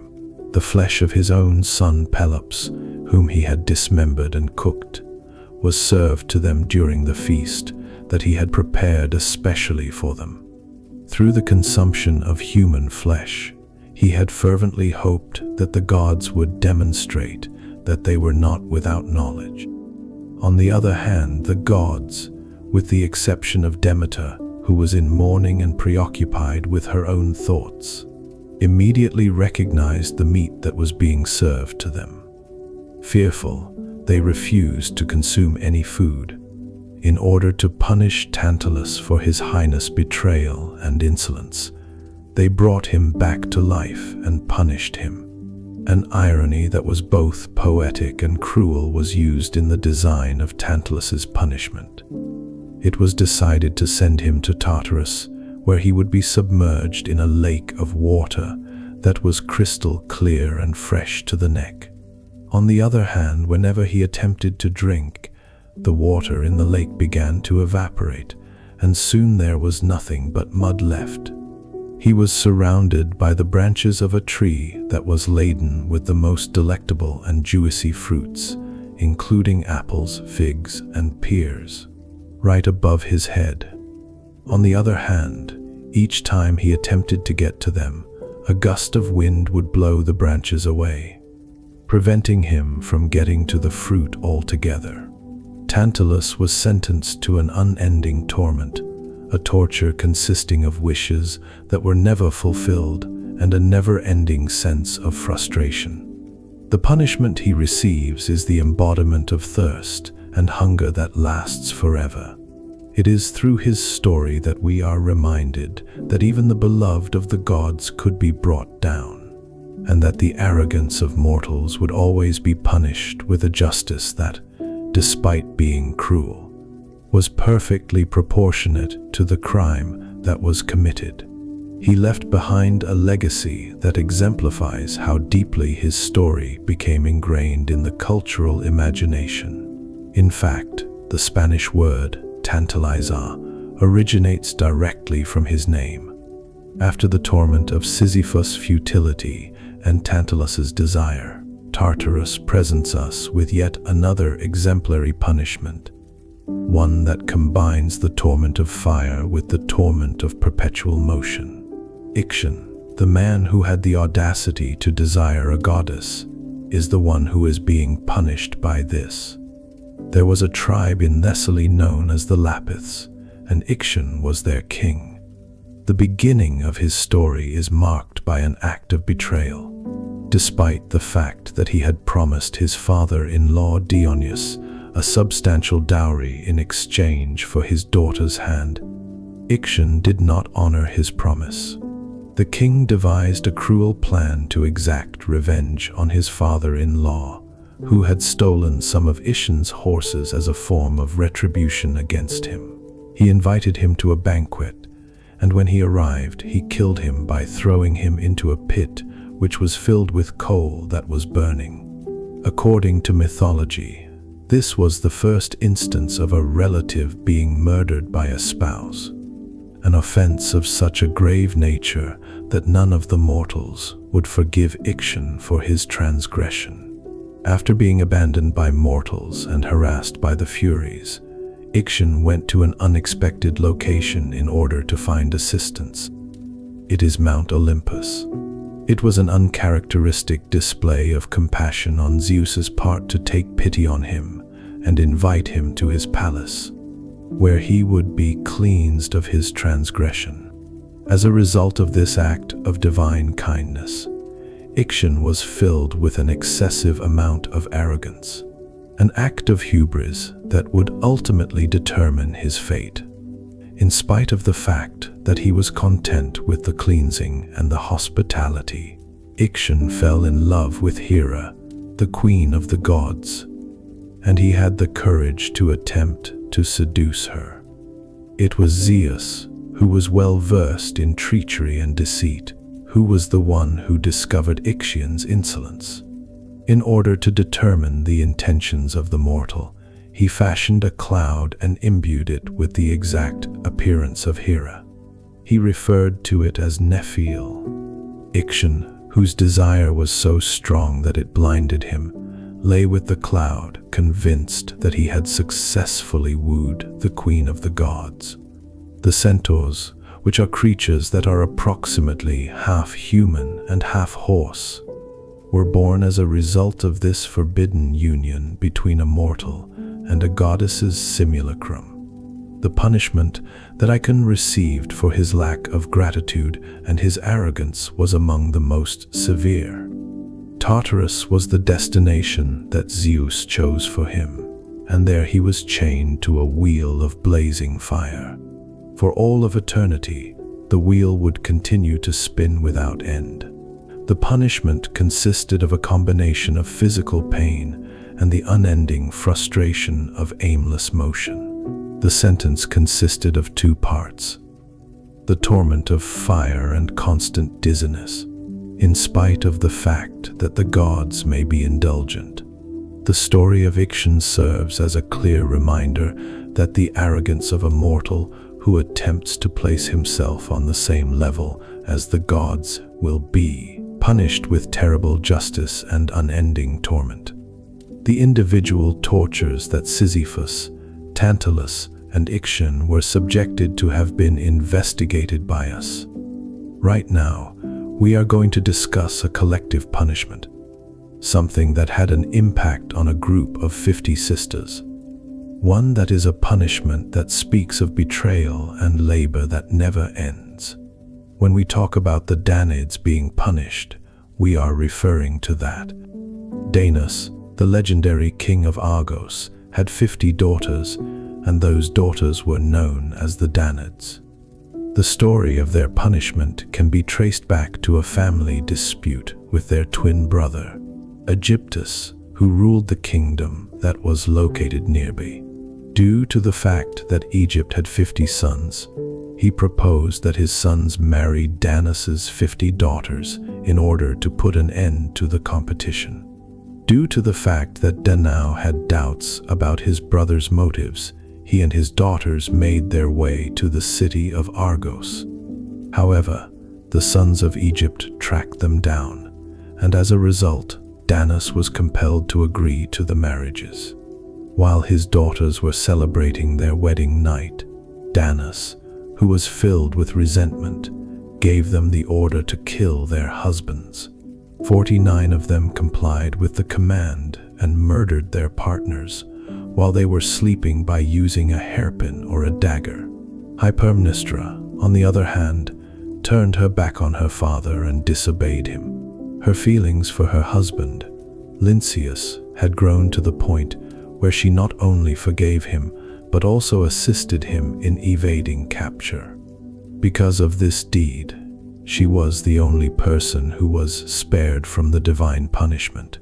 After committing the heinous crime of murder and being found guilty of violating the sacred bond of marriage, the remaining 14 sisters were sentenced to an eternal punishment in the place of Tartarus. They were subjected to a task that was both straightforward and fruitless.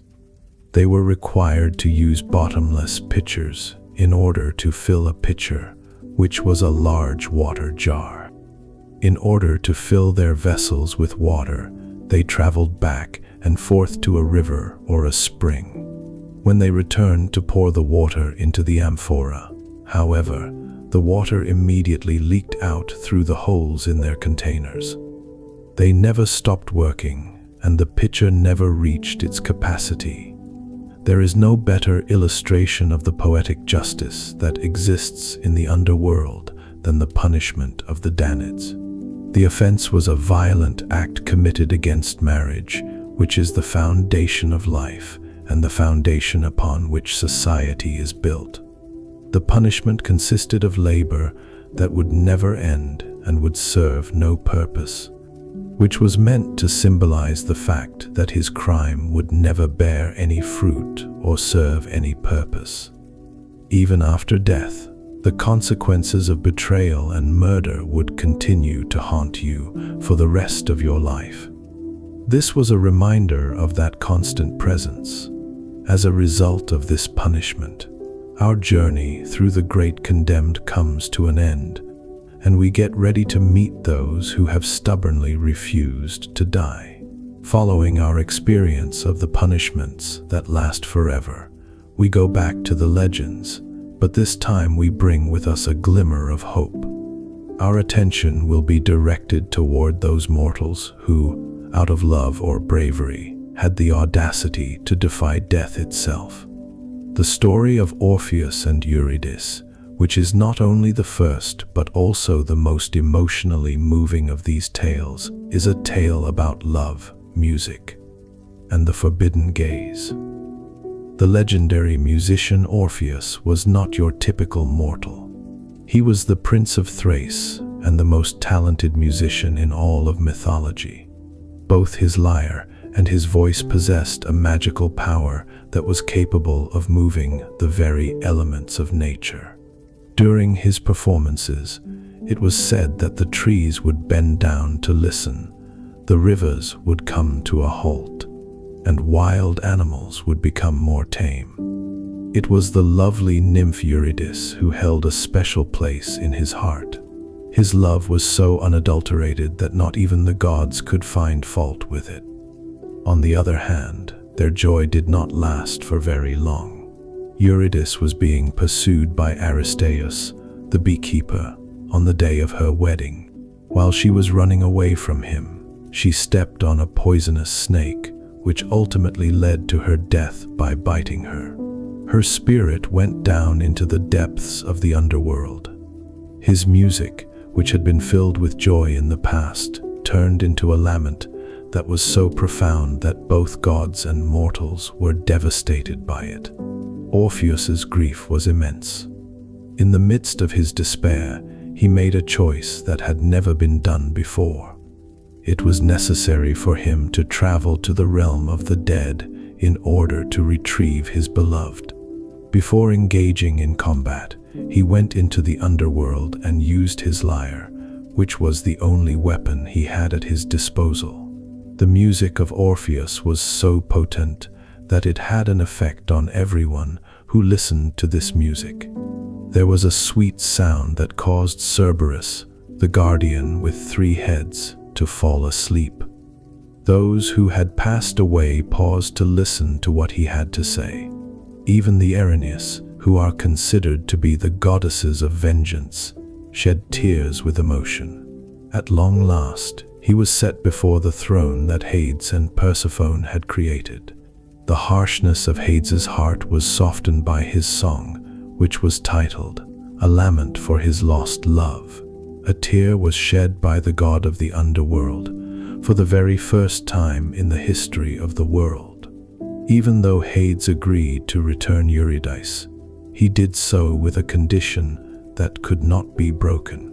She would accompany Orpheus on his journey back to the world of the living. But he would not be able to look at her until they had both emerged completely from the cavern that was located in the underworld. She would be relegated to the shadows for all of eternity if he did that. It was a long and silent ascent that the couple started. Even though he was unable to see Eurydice's face, Orpheus continued to walk while listening to her footsteps behind him. The impetus to give in increased with each step. When Orpheus turned around, he was blinded by uncertainty and the desire to know if Eurydice was actually following him. This occurred just as he was about to cross the threshold and see the sunlight. She disappeared into thin air at that very moment, remaining a shadow the entire time. The moment their hands came into contact with one another, she was dragged back down into the depths. Even though the cry of Orpheus reverberated throughout the underworld, it was already too late. It was too late to take advantage of the opportunity. It was impossible for Orpheus's music to be powerful enough to break a rule that even the gods would not dare to subvert. Following Orpheus's heartbreaking love story, we embark on the most audacious journey to the underworld, which is a feat of sheer strength and bravery at its finest. During this discussion, we will discuss Heracles and his 12th and final labor, which was the capture of Cerberus. In the realm of Greek mythology, Heracles was the most heroic figure. Because of his legendary superhuman strength, he was sentenced to serve King Eurystheus as a means of making amends for a crime that he committed during a fit of insanity brought on by the goddess Hera. In order to make amends, he was forced to perform 10 labors that appeared to be impossible. Nevertheless, once Heracles had finished them, the king added 2 more, the most dangerous of which was the last one, capturing the Vero crab, which was the guardian of the entrance to the underworld. In order to get ready for this journey, Heracles not only relied on his own strength, but he also sought the assistance of the gods and was initiated into the sacred Elysian mysteries.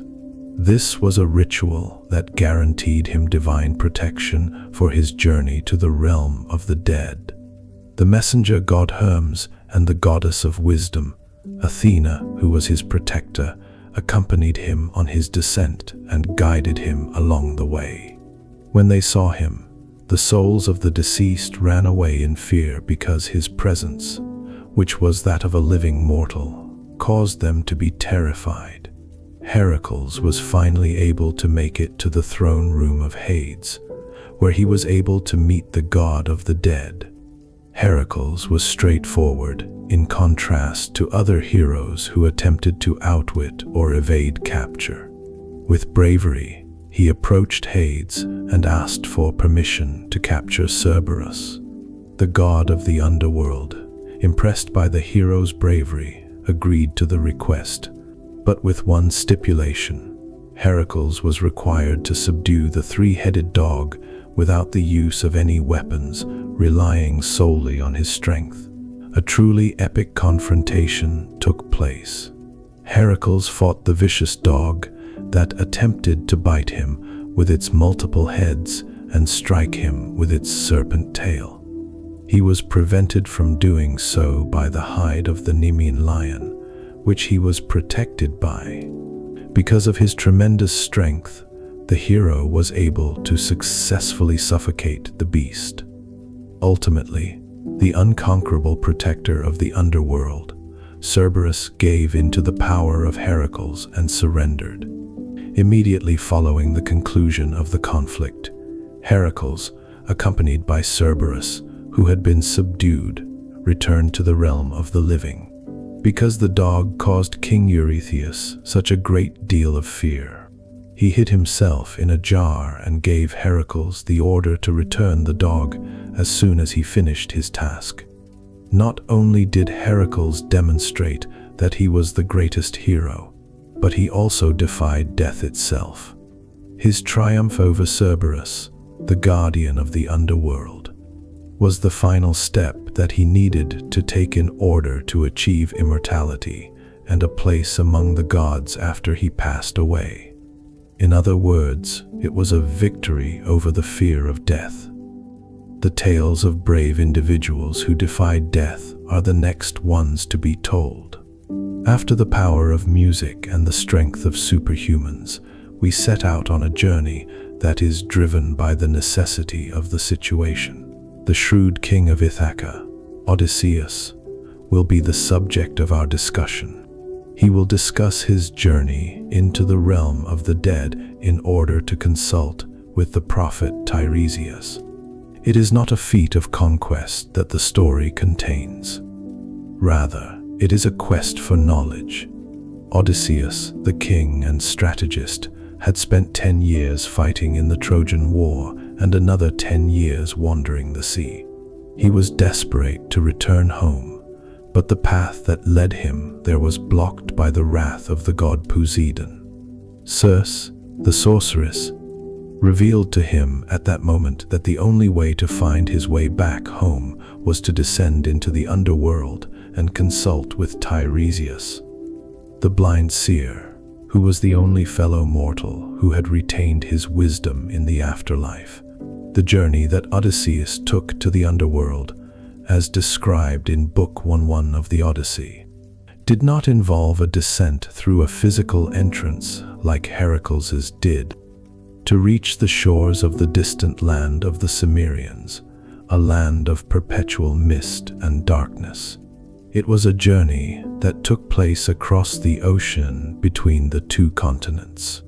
After following Circe's instructions, he dug a trench and offered a ram and a ewe as sacrifices at that location. The spirits of the deceased were drawn to the blood of the animals, which was a representation of life. As they got closer to the pit, the shadows kept pleading for blood so that they could regain their memory and their voice. In his unwavering commitment to his mission, Odysseus successfully repelled them until the prophet Tiresias came closer. After drinking the blood, Tiresias regained enough clarity to reveal to Odysseus the path that would lead him back home. He had to avoid the cattle of the god Helios, resist temptations, and upon his return, confront the suitors who were harassing his wife Penelope in his own palace. Odysseus's encounter, however, did not come to an end there. The pit was approached by Anticlea, Tiresias' mother, after Tiresias had finished speaking to him. When Odysseus finally caught sight of her, he was overcome with profound grief because he had been unaware that she had passed away while he was engaged in battle. Through the process of allowing her to drink the blood, she was able to regain her memories and discuss the situation in Ithaca with him. Subsequently, additional souls came forward, including those of Achilles, whom she inquired about the existence of life after death, and of Agamemnon, who had been his former commander during the Trojan War. The journey that Odysseus took was more of a visit than a conquest. Instead of going there to fight, he went there to learn, in contrast to Heracles. We are presented with a different facet of the underworld as a result of his descent into the realm of the dead. At the same time that it was a place of punishment and reward, it was also a source of forbidden knowledge, a place where those who were still alive could seek the wisdom that they were unable to find in the world of the living. The journey that he took is evidence that strategic thinking and inventiveness are just as important as brute force. Following the conclusion of Odysseus' search for knowledge, we come across a story that is more than just a heroic deed. Rather, it is a cautionary tale about arrogance. In this lesson, we will discuss Theseus and Pirithous, as well as their daring and naive attempt to kidnap Persephone, the queen of the underworld. Theseus was the Athenian hero who had defeated the Minotaur. Pirithous, the king of the Lapiths, and Pirithous were two friends who were inseparable. They were connected by their shared passion for adventure and their courage, which frequently bordered on recklessness. Both of them made a solemn vow that, as part of their friendship, they would assist one another in marrying daughters of Zeus. Theseus had already abducted Helen of Troy, who was only a young girl at the time, and now it was Pirithous' turn. However, the woman he desired was deserving of being his wife, and he asked his friend to assist him in abducting Persephone, the queen of the underworld. The blinding influence of Theseus' loyalty. These two heroes ventured into the realm of the dead, motivated by a simple and fatal overconfidence, by a hubris that they believed would make them invincible. In contrast to Orpheus and Heracles, who descended into Hades out of love or by divine command, these two heroes took their journey into the realm of the dead. At the moment that they arrived at the Jade Palace, the god greeted them with a tranquility that was unsettling. The bold demand that they made was heard by him, but he did not immediately respond to it. Instead, he extended an invitation to them to take a seat at his table, displaying a level of wisdom equal to that of a god of the underworld, in the form of a chair that was referred to as the seat of oblivion. Hades offered them a seat on a rock. As soon as they assumed a seated position, their bodies became entangled in the stone, and a serpent began to wind itself around their limbs. They were unable to move or think clearly, and they were condemned to an eternal punishment that rendered them immobile. One of the lessons that can be learned from the story of Theseus and Pirithous is that the underworld is not a place for high-minded humanity. They did not receive divine assistance and did not show any respect for the laws of death, in contrast to other heroes throughout history. The only thing that gave them a glimmer of hope was when Heracles went into labor for the 12th time. After witnessing his companions being rendered helpless, Heracles felt compassion for them and made an effort to rescue them. He was successful in removing Theseus from his seat. However, when he attempted to free Pirithous, the earth shook, which was a sign that his destiny could not be changed regardless of his actions. Theseus was the only person the hero could save, and he had to abandon Pirithous. Theseus and Pirithous is a myth that serves as a reminder that even the greatest heroes, if they give in to arrogance, have no power against the will of the gods. This is a lesson that can be learned from the myth. This is evidence that mortal power has a limit, and that limit begins right at the gates of the underworld. Their punishment is eternal immobility, which is proof that this limit exists. Following a series of adventures that were motivated by love, power, and ambition, we have arrived at the final of the great heroes who had the courage to do something against death. On the other hand, his trip to the underworld served a very different purpose, one that was completely predetermined by fate itself. In this lesson, we will discuss Aeneas and his journey to the realm of the dead, where he sought to gain insight into the future of his people. Not a Greek hero, Aeneas is a Trojan prince who is the son of the goddess Venus and the mortal Anchises. He is not a Greek hero for sure. Following the destruction of Troy, it was foreordained that he would be the leader of the survivors and establish a new empire, a population of Romans. Their story, as told by the poet Virgil in the epic poem The Aeneid, is replete with a profound sense of duty and a divine purpose despite the fact that it is told in the first person. Aeneas was constantly harassed by the goddess Juno throughout his arduous journey by sea. However, he was guided by the will of the gods throughout the entirety of his journey. The shores of Cuma, which are located in what is now known as Italy, were finally reached by him. In that place, the hero went in search of the Sibyl of Cumae, a powerful prophetess who told him that in order to comprehend his destiny and accomplish his purpose, he needed to travel to the underworld and confer with the spirit of his father, Anchises. The journey that Aeneas took, in contrast to the journeys of others, was not to retrieve a loved one, but rather to acquire knowledge. During his descent, he passed through Avernus, a lake filled with putrid vapors, which the ancients believed to be the entrance to Hades. In order to ensure that he would not sustain any injuries, while traversing the realm of the dead, the Sibyl presented him with a golden bow, which was a sacred gift for Queen Persephone. During the course of his journey, Aeneas came across the unburied souls as he traveled along the banks of the Charon.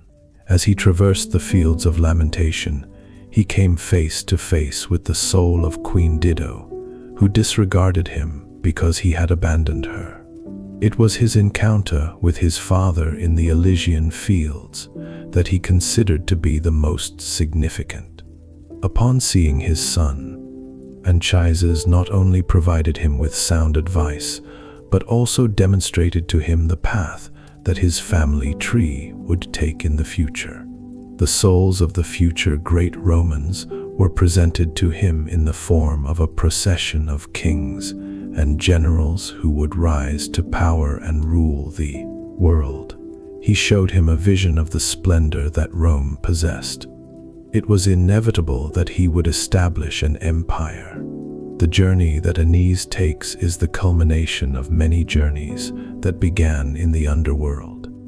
In reality, it was not a fight against death, but rather an acceptance of his position within the greater plan of the gods. The journey he took to the realm of Hades was a pilgrimage that he undertook in order to comprehend his destined path, to glimpse into the future, and to obtain the divine mandate that he was selected to establish the great Roman people. The Greek underworld became a part of Rome's legacy as a result of his journey, which paved the way for the next chapter in our story. We delve into a more abstract concept after having the opportunity to witness the courageous journeys of the heroes.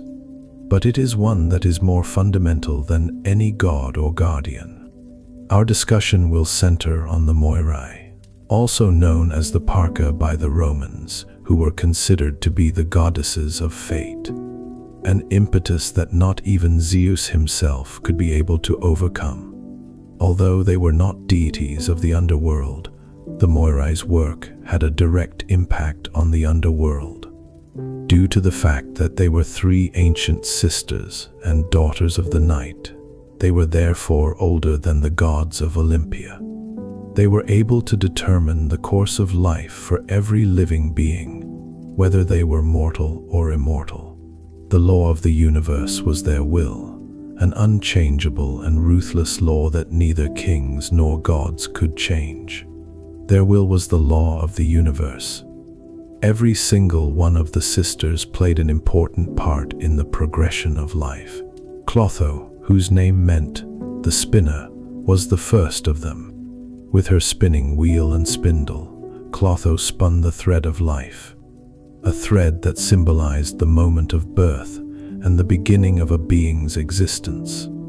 Clotho was the first of them. Using her rod, Lachesis, whose name meant she who distributes, measured the thread of life that Clotho had spun. She was the second of the three. She had the ability to determine the length of a person's life, the events that would shape their path, the amount of time they had left on Earth, and the fate that would befall them. Atropos, also known as the inflexible or the unavoidable, was the third and most feared of the three.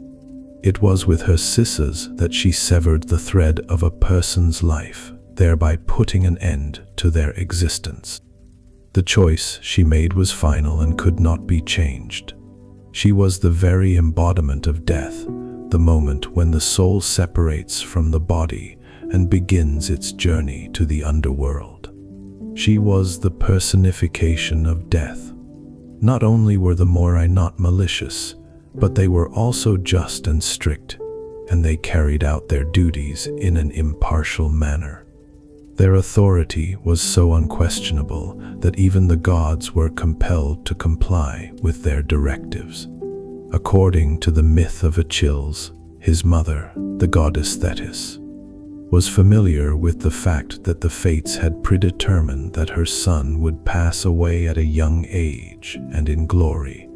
It was evidence that the Greeks believed that the end of life was not a matter of chance, but rather a predetermined cosmic plan. Their role as goddesses of fate was proof of this proposition. Long before a soul was born, the Moirai, who are the weavers of fate, had already decided when it would arrive in the realm of Hades. This decision was made by the Moirai through their will. Once we have gained an understanding of the Moirai's unchangeable order, we will proceed to investigate the aspect of the end of life that is the most chaotic and visceral. The Keres, which are the female spirits of violent death, will be the topic of discussion.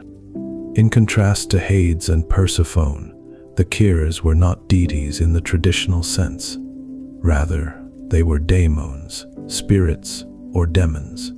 They were the daughters of Nyx, the primordial goddess, who was known as the night. They were ancient and powerful beings, and they had a direct connection to the darkness because of their heritage. The Keres were the embodiment of a violent, bloody, and unexpected death, in contrast to the Moirai, who controlled the length of life in a neutral manner, and Thanatos, who personified a peaceful death. In addition to having sharp claws and an insatiable thirst for blood, they were described as being creatures of a dark color with strong wings. One of their favorite places to be was on the battlefield, where they could be seen hovering above the injured warriors, waiting for the ideal opportunity to take their souls. The fact is, however, that they were not only present during wartime. They were also linked to deaths that were brought about by plagues, murders, accidents, and other devastating events. They were the embodiment of the tragic end that befell those human beings who had passed away before their respective natural times. Having the Keres in the room was a terrifying sign of things to come. They were drawn in by the cries of those who were dying, the pain, and the blood that was being shed. They were tasked with the responsibility of ripping the soul from the body of the deceased, which was an act that was neither respectful nor peaceful, a reflection of the fear that the Greeks felt toward a death that was not ordained by the Moirai, but rather snatched away by a chaotic and merciless force of nature. Was the belief in the Keres. They were, in essence, the manifestation of what the Greeks feared most about death, which was not the inevitability of death, but rather the cruelty and violence that death exemplified. In a gloomy way, the Keres served as a reminder that the end of life could be just as terrible as existence itself, and that the souls of those who died violently faced a different fate than those who died of old age. We are now going to discuss the other side of the coin, which is the chaotic and violent Keres. After we have discussed the former, we are going to have a conversation about Thanatos, who is the embodiment of a peaceful death and the complement of sleep. Similarly to the Keres, Thanatos was a son of the primordial goddess Nyx, who was also known as the Night. His twin brother, on the other hand, was Hypnos, the god of silence and sleep. Understanding their nature requires a thorough comprehension of this relationship. Sleep and death were considered to be siblings, which reflected the concept that death was a rest, a peaceful release of the body. Similar to how sleep was considered to be, Thanatos was frequently portrayed as a winged youth, sometimes carrying a sword or an inverted torch. This is in contrast to the terrifying descriptions of the Keres. The expression on his face was not that of a vengeful demon, but rather that of a solemn and gentle being. His job was not to take people's lives in a violent manner. Rather, he was responsible for gathering the souls of those individuals who had lived the time that the Moirai had allotted for them. His role was that of a minister to the gods, a servant to the order of the universe. In a strange twist of fate, the myth that is most widely known about Thanatos is the one that describes his defeat. During the story of the crafty king Sisyphus, Zeus dispatched Thanatos to take him to the underworld. However, Sisyphus deceived Thanatos and chained him up instead. With Thanatos confined, it would be impossible for anyone in the world to perish. The anguish of war and old age continued on indefinitely, and the mortals were unable to find any peace in their lives. Ars, the god of war, was the one who set Thanatos free because he was disturbed by the fact that his battles had lost their significance. This narrative demonstrates that death, far from being a negative aspect of the natural order of things, was an essential component of the natural order. It was therefore the case that Thanatos represented the unavoidable conclusion, but it was not a terrifying one. Having him in one's life provided some measure of solace. The concept that death could be a peaceful and dignified way to end one's life. It was his figure that completed the picture of the Greek perception of death, which was a phenomenon that, despite being unavoidable, could be either chaotic or peaceful. He was the ideal counterpoint to the violent Charis. Following the contemplation of Thanatos, the personification of death in a peaceful manner, it is only natural to talk about his identical twin brother. Hypnos, the god of sleep, is the subject of our exploration as we venture into the realm of rest, tranquility, and momentary oblivion. The primordial deity Hypnos was the son of the goddess Nyx, who represented the night, and the god Erebus, who represented the night. It was Thanatos, the death, who was his twin brother. The Greeks believed that sleep was a temporary rest that came before eternal repose, and they viewed it as a short rehearsal for death. This relationship was extremely important to the Greeks. It was a place where the sun never shone and where the river Lethe flowed in a whisper, carrying away memories. Hypnos's home was in a dark cave in the underworld, a place where the sun were never shining. Historically, Hypnos was portrayed as a kind and winged young man who frequently carried a poppy branch or a wand in his hand and used it to touch people in order to induce sleep in them. On occasion, he was observed having a horn in his possession, which he used to spread sleep across the earth. His power was significant, despite the fact that he appeared to be calm. As one of the few gods who possessed the power to exert influence over even the immortals of Olympus, he also possessed this ability. The Iliad, an epic poem, contains the narrative that is considered to be the most well-known example of her power. In the midst of her never-ending competition with Zeus, the goddess Hera concocted a scheme to aid the Greeks in their ongoing conflict with the Trojans. In order for her plan to be successful, she required Zeus to go to sleep. He went in search of Hypnos and made an offer to him to give him the hand of one of the Graces in acknowledgement of his service. In spite of Hypnos' initial reluctance, Zeus ultimately granted his request, despite the fact that Zeus had previously punished him for putting him to sleep. The supreme god was put to sleep by Hypnos, who covered the earth with a mist. This made it possible for Hera's will to be carried out effectively.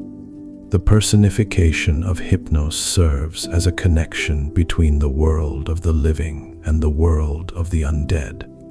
Despite the fact that he was a being that was dangerously close to death due to his connection to the underworld and the river of oblivion, he was acting for a good cause, to give those who are worn out by the challenges of life a chance to rest.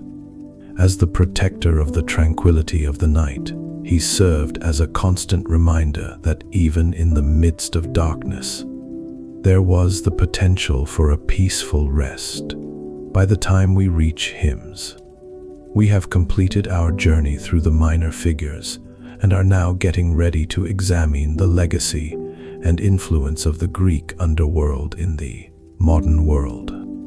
After spending some time exploring the realms of death in Greek culture, it is now time to investigate how these concepts spread through the ages and eventually became adopted by another significant civilization. We investigate Roman mythology as well as the incorporation of the Greek underworld into Roman mythology. On the other hand, in contrast to the Greeks, the Romans did not have a pantheon that was as complex or a mythology that was as rich regarding the afterlife. When it came to law, duty, and life in the mortal world, they were a more pragmatic people who focused on these things. Therefore, rather than establishing a brand new underworld, they adopted and almost entirely adapted the Greek cosmology. The only difference was that they changed the names of the deities and concepts associated with it. While the name Hades meant the invisible one and was feared, Hades, the gloomy lord of the dead, became Pluto. Hades could be translated as the invisible one. The name Pluto originates from the Greek word Pluto, which can be translated as the wealthy one or the rich one. This concept reflects a dual Roman perspective on the deity. In addition to being the king of the dead, he was also the god of the earth's fertility, minerals, and the riches that were found beneath the earth's surface. Over time, his character evolved to become less threatening and more closely associated with success. Originally, Persephone, the goddess of spring and the queen of the underworld, was transformed into Proserpina. It is almost certain that her myth of being kidnapped, the cycle of the seasons, and her dual role as a goddess of both death and life have not been altered. In the Roman tradition, she was also honored with activities that took place in the springtime to ensure that the crops would be fertile. Both the topography of the underworld and its geography were preserved. In the epic poem known as the Aeneid, written by the Roman poet Virgil, the journey of Aeneas to the realm of the dead was described. In doing so, Virgil adopted the structure prevalent in Greek literature. He described the same realms and mentioned the same rivers, such as the Charon and the Styx. All of these rivers were mentioned. Tartarus is reserved for those who have been punished, while the Elysian fields are reserved for those who have achieved greatness. The Greek goddesses of vengeance, the Erinyes, became the Furies, while the true gatekeeper, Cerberus, remained in place. When the Romans assimilated the Greek underworld, they did so in a pragmatic manner from a cultural standpoint. Instead of attempting to create something from scratch, they simply took an existing myth, gave it Latin names, and incorporated it into their own worldview. They did not feel the need to reinvent the wheel. It was essential that this adoption take place because it made certain that the mythology of Hades did not vanish, but rather became an essential component of Western culture, thereby laying the groundwork for the influence of much more contemporary ideas. The influence of the realm of the Greek underworld was not confined to the realm of Roman mythology. Both its ideas and its structure evolved into a fundamental archetype that would have a lasting impact on Western literature for centuries to come. Without a doubt, the masterpiece that Dante Alighieri created is the best illustration of this. The Comedy of the Divine. Dante's vision of hell, purgatory, and paradise not only drew inspiration from the Greco-Roman underworld, but he also used it as the basis for his own cosmology of the afterlife. He drew inspiration from the underworld of the Roman religion. Dante was the one who brought the concept of an underground realm with a hierarchy of punishments and rewards to Christian theology.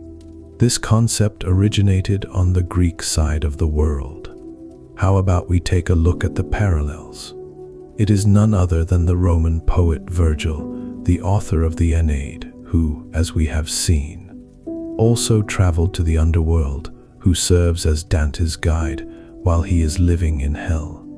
Through his selection of Virgil, Dante not only pays homage to the canon of classical literature, but he also creates a direct connection between the worlds of the ancient and contemporary periods. The river Acheron and the ferryman Charon, respectively. Dante comes face to face with the river Acheron and its ferryman Charon, the same figure who was responsible for transporting souls in Greek mythology. This occurs at the beginning of Dante's journey.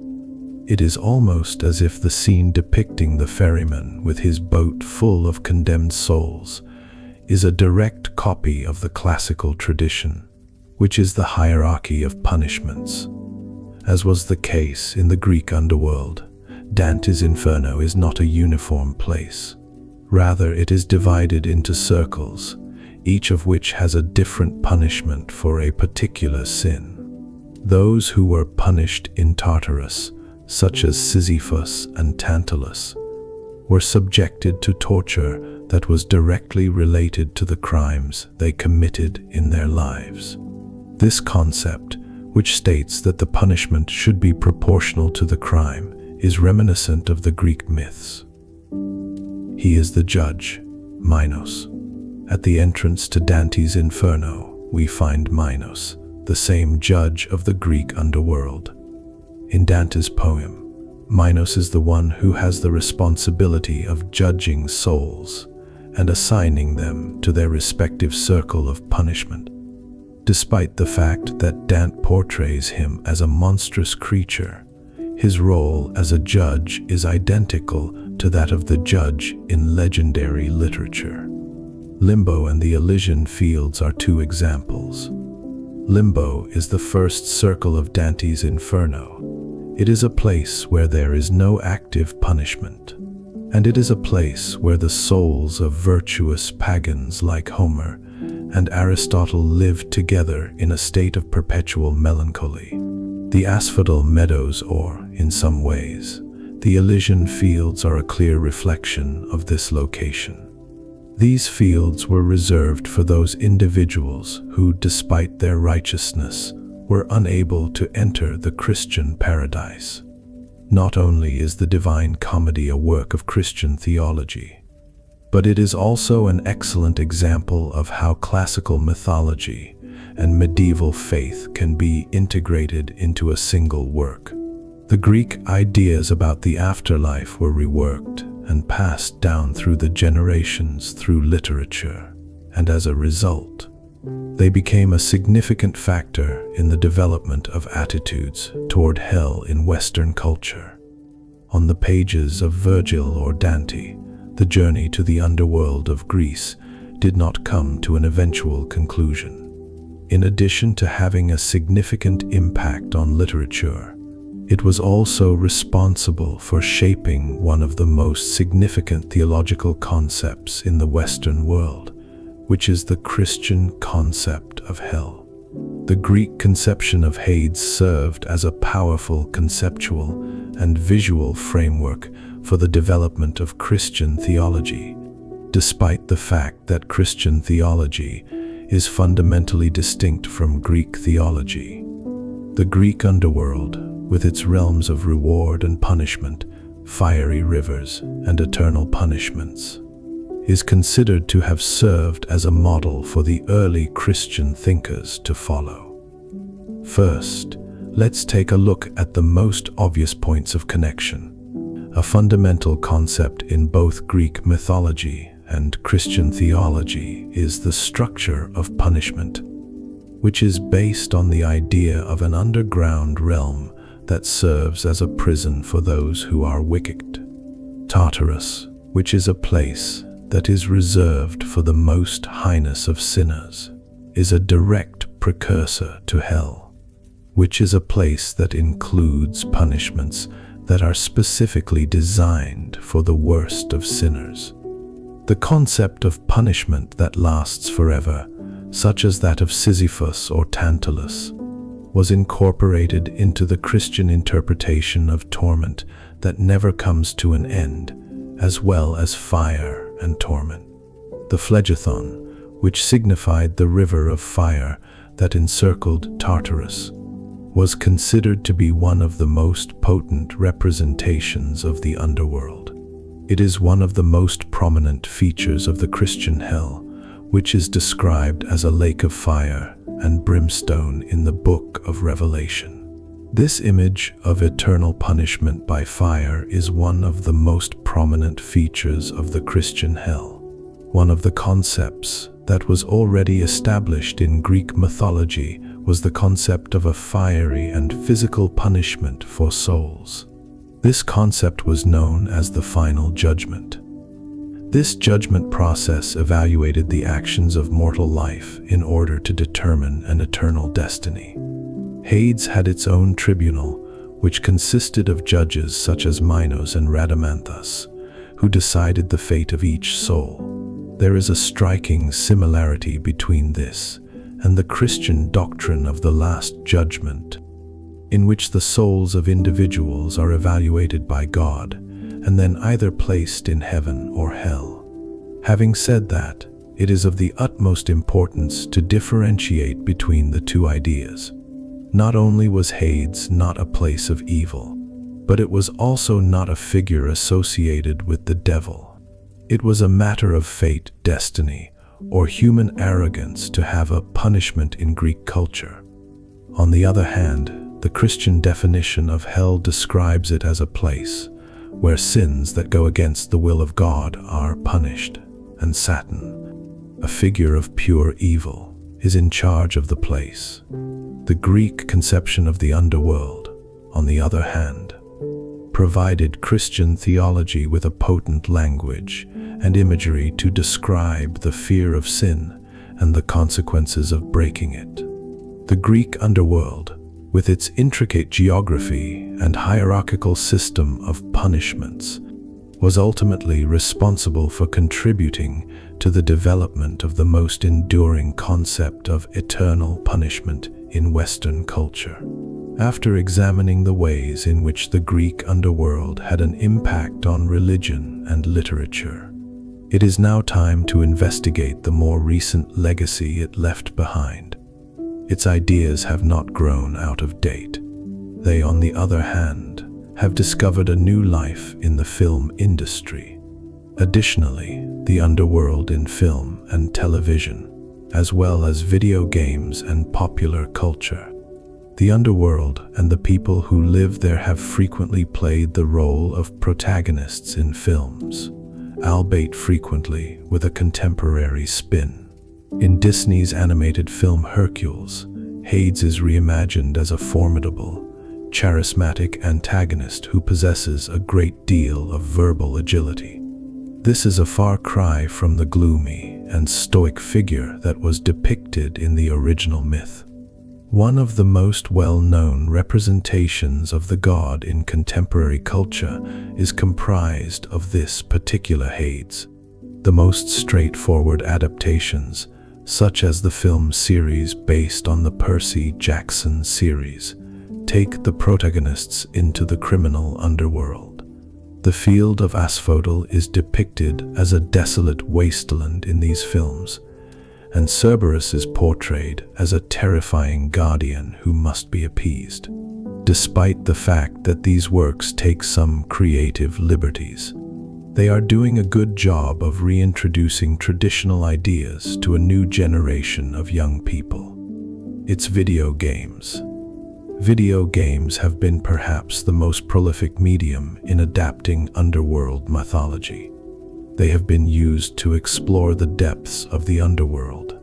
This kind of narrative is something that lends itself exceptionally well to the format of exploration and adventure. An excellent illustration of this is the God of War series. In its games, players take on the role of Kratos and engage in combat with Cerberus, navigate the River Styx, and face off against the Furies and other monsters from the underworld. In more recent times, a video game known as Ides has elevated the standard of adaptation to a higher level. The player assumes control of Zagreus, the son of Hades, who challenges the inhabitants of the underworld. ranging from the Furies to Thanatos himself, in an effort to escape from the shadowy realm.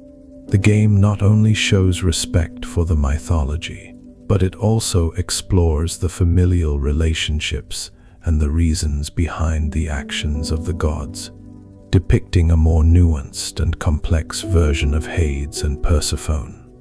It is popular culture, the archetypes that endure. Ideas about the Greek underworld have made their way into a wide variety of artistic and linguistic expressions, even beyond the mainstream media. The phrase, "the River Styx," is frequently used to refer to a point beyond which there is no turning back.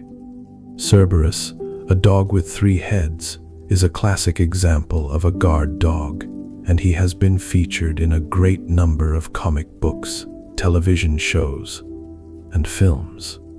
It is now common knowledge that the Furies are synonymous with unstoppable vengeance, a concept that is used to describe tasks that are pointless is analogous to the image of an eternal and repetitive punishment, such as that of Sisyphus. When it comes to contemporary culture, the Greek underworld is not merely a story from the past. Rather, it is a potent collection of archetypes and symbols that we continue to employ when discussing topics such as death, fate, punishment, and adventure. It has proven to be one of the most enduring narratives in the history of the world, in addition to being one that continues to capture our imagination. This is a direct reference to the legendary figure known as Canarvero, who is said to be the 3-headed guardian of the entrance to the underworld. Canarvero is the name of a rapper from Venezuela. There is no coincidence in this reference. The music of Canarvero served as a bridge between the mundane realities of everyday life and the profound levels of human consciousness. Much like the mythological beast that was said to guard the boundary between the world of the living and the world of the dead. It was his lyrics, which were filled with social criticism, existential pain, and reflections on death, that forced the listener to confront the darkest aspects of life. He served as a lyrical guardian, guarding the gate against indifference and superficiality, and inviting a sincere exploration of the soul's passions and torments. We have traversed rivers that are covered in mist, seen both punishments and rewards, and had the opportunity to meet brave individuals who dared to defy death. Following some consideration of this enormous and intricate domain, a concluding question comes to mind. Could you please explain why the Greeks had such a profound sense of both fear and respect for the underworld? It was not a malevolent figure that prompted the fear. Rather, it was the very nature of the location itself. It was the fear of the eternal monotony of the asphodel meadows, where the majority of souls wandered like aimless shadows, having been deprived of their memories and passions. The fear of losing oneself, of becoming a faint echo of what once was the source of this kind of terror. Additionally, it was the fear of the punishments that would be meted out in Tartarus, which served as evidence that neither Sisyphus' cunning nor Ixion's strength could evade divine justice. For the Greeks, the underworld was a place where things came to an end, where punishments were unavoidable, and where silence was something they feared more than pain. On the other hand, the Greeks held the underworld in high regard because they believed it to be a place of order and justice. It was a domain that provided the universe with a sense of purpose.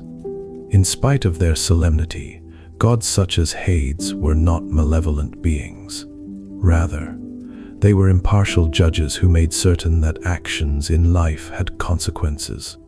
Kings such as Minos and Rhadamanthus made certain that those who committed crimes were brought to justice and that those who exhibited virtue were rewarded. In the underworld, there was a constant reminder that there was a cosmic equilibrium. Rather than death itself, the greatest fear that a Greek had was the possibility of dying without honor and glory. Consequently, the underworld also offered the promise of eternal life in the Elysian fields, which was a place where heroes and the righteous could live in perpetual paradise, thereby ensuring that their identity and honor would be preserved for all of eternity. Rather than being a guarantee, this paradise was a reward that could only be earned through the exceptional performance of humans. The underworld was a reflection of Greek values. It was a place that reflected the significance of honor, the inevitability of fate, and the unyielding justice of the gods. The place was both fascinating and terrifying due to the fact that it contained both fear and respect in equal measure. A journey through the river of memory, a journey through the gates of Tartarus, and a rest in the Elysian fields have all been completed by us. Now that we have reached the end of this journey, it is time to contemplate the long-lasting influence that the Greek underworld has had. The legacy it has left behind is not limited to a few myths that have been forgotten. Rather, it has influenced our culture and our imagination in ways that continue to differentiate us even today. The legacy of Hades serves as the basis for our conception of the afterlife in its most fundamental form. Other civilizations adopted its hierarchical structure of punishments and rewards because it was so effective in administering punishments and rewards. The Romans did it in a literal sense, simply changing the names of Hades and Persephone to Pluto and Proserpina and maintaining the geography of the underworld almost exactly as it was. However, the most significant influence came from religion and literature. With its circles of punishment and his guide Virgil, Dante's vision in the Divine Comedy is a masterful synthesis of Christian theology and the Greek underworld, creating the archetype of hell that has endured to this day. Virgil is Dante's guide. We have inherited a language of symbols and archetypes from the Greek underworld, in addition to the religious influence it had on civilization. Varro the Cancer is a symbol that appears in a great number of stories and films. He is the archetype of the unbeatable guardian. The work that Sisyphus does is a metaphor for labor that is pointless. Reaching a point where there is no turning back is what is meant by the phrase, crossing the River Styx. Because these ideas are so deeply ingrained in our minds, we use them without even being aware of where they came from. In conclusion, the fact that these tales have stood the test of time is demonstrated by the legacy of the Greek underworld. At this point in time, video games give us the opportunity to battle the same monsters that Hercules did, and movies give us a contemporary version of Hades. These adaptations are not merely a reflection of our fascination with the ancient world. Rather, they are evidence that the central themes of the underworld, which include justice, fate, love that transcends death, and the pursuit of glory, continue to be as relevant today as they were more than 2,000 years ago. In each of its depths, the story of Hades provides us with insight into ourselves, our deepest fears, and our greatest hopes. It is one of the first great reflections on death that humanity has ever had. May God grant you eternal rest.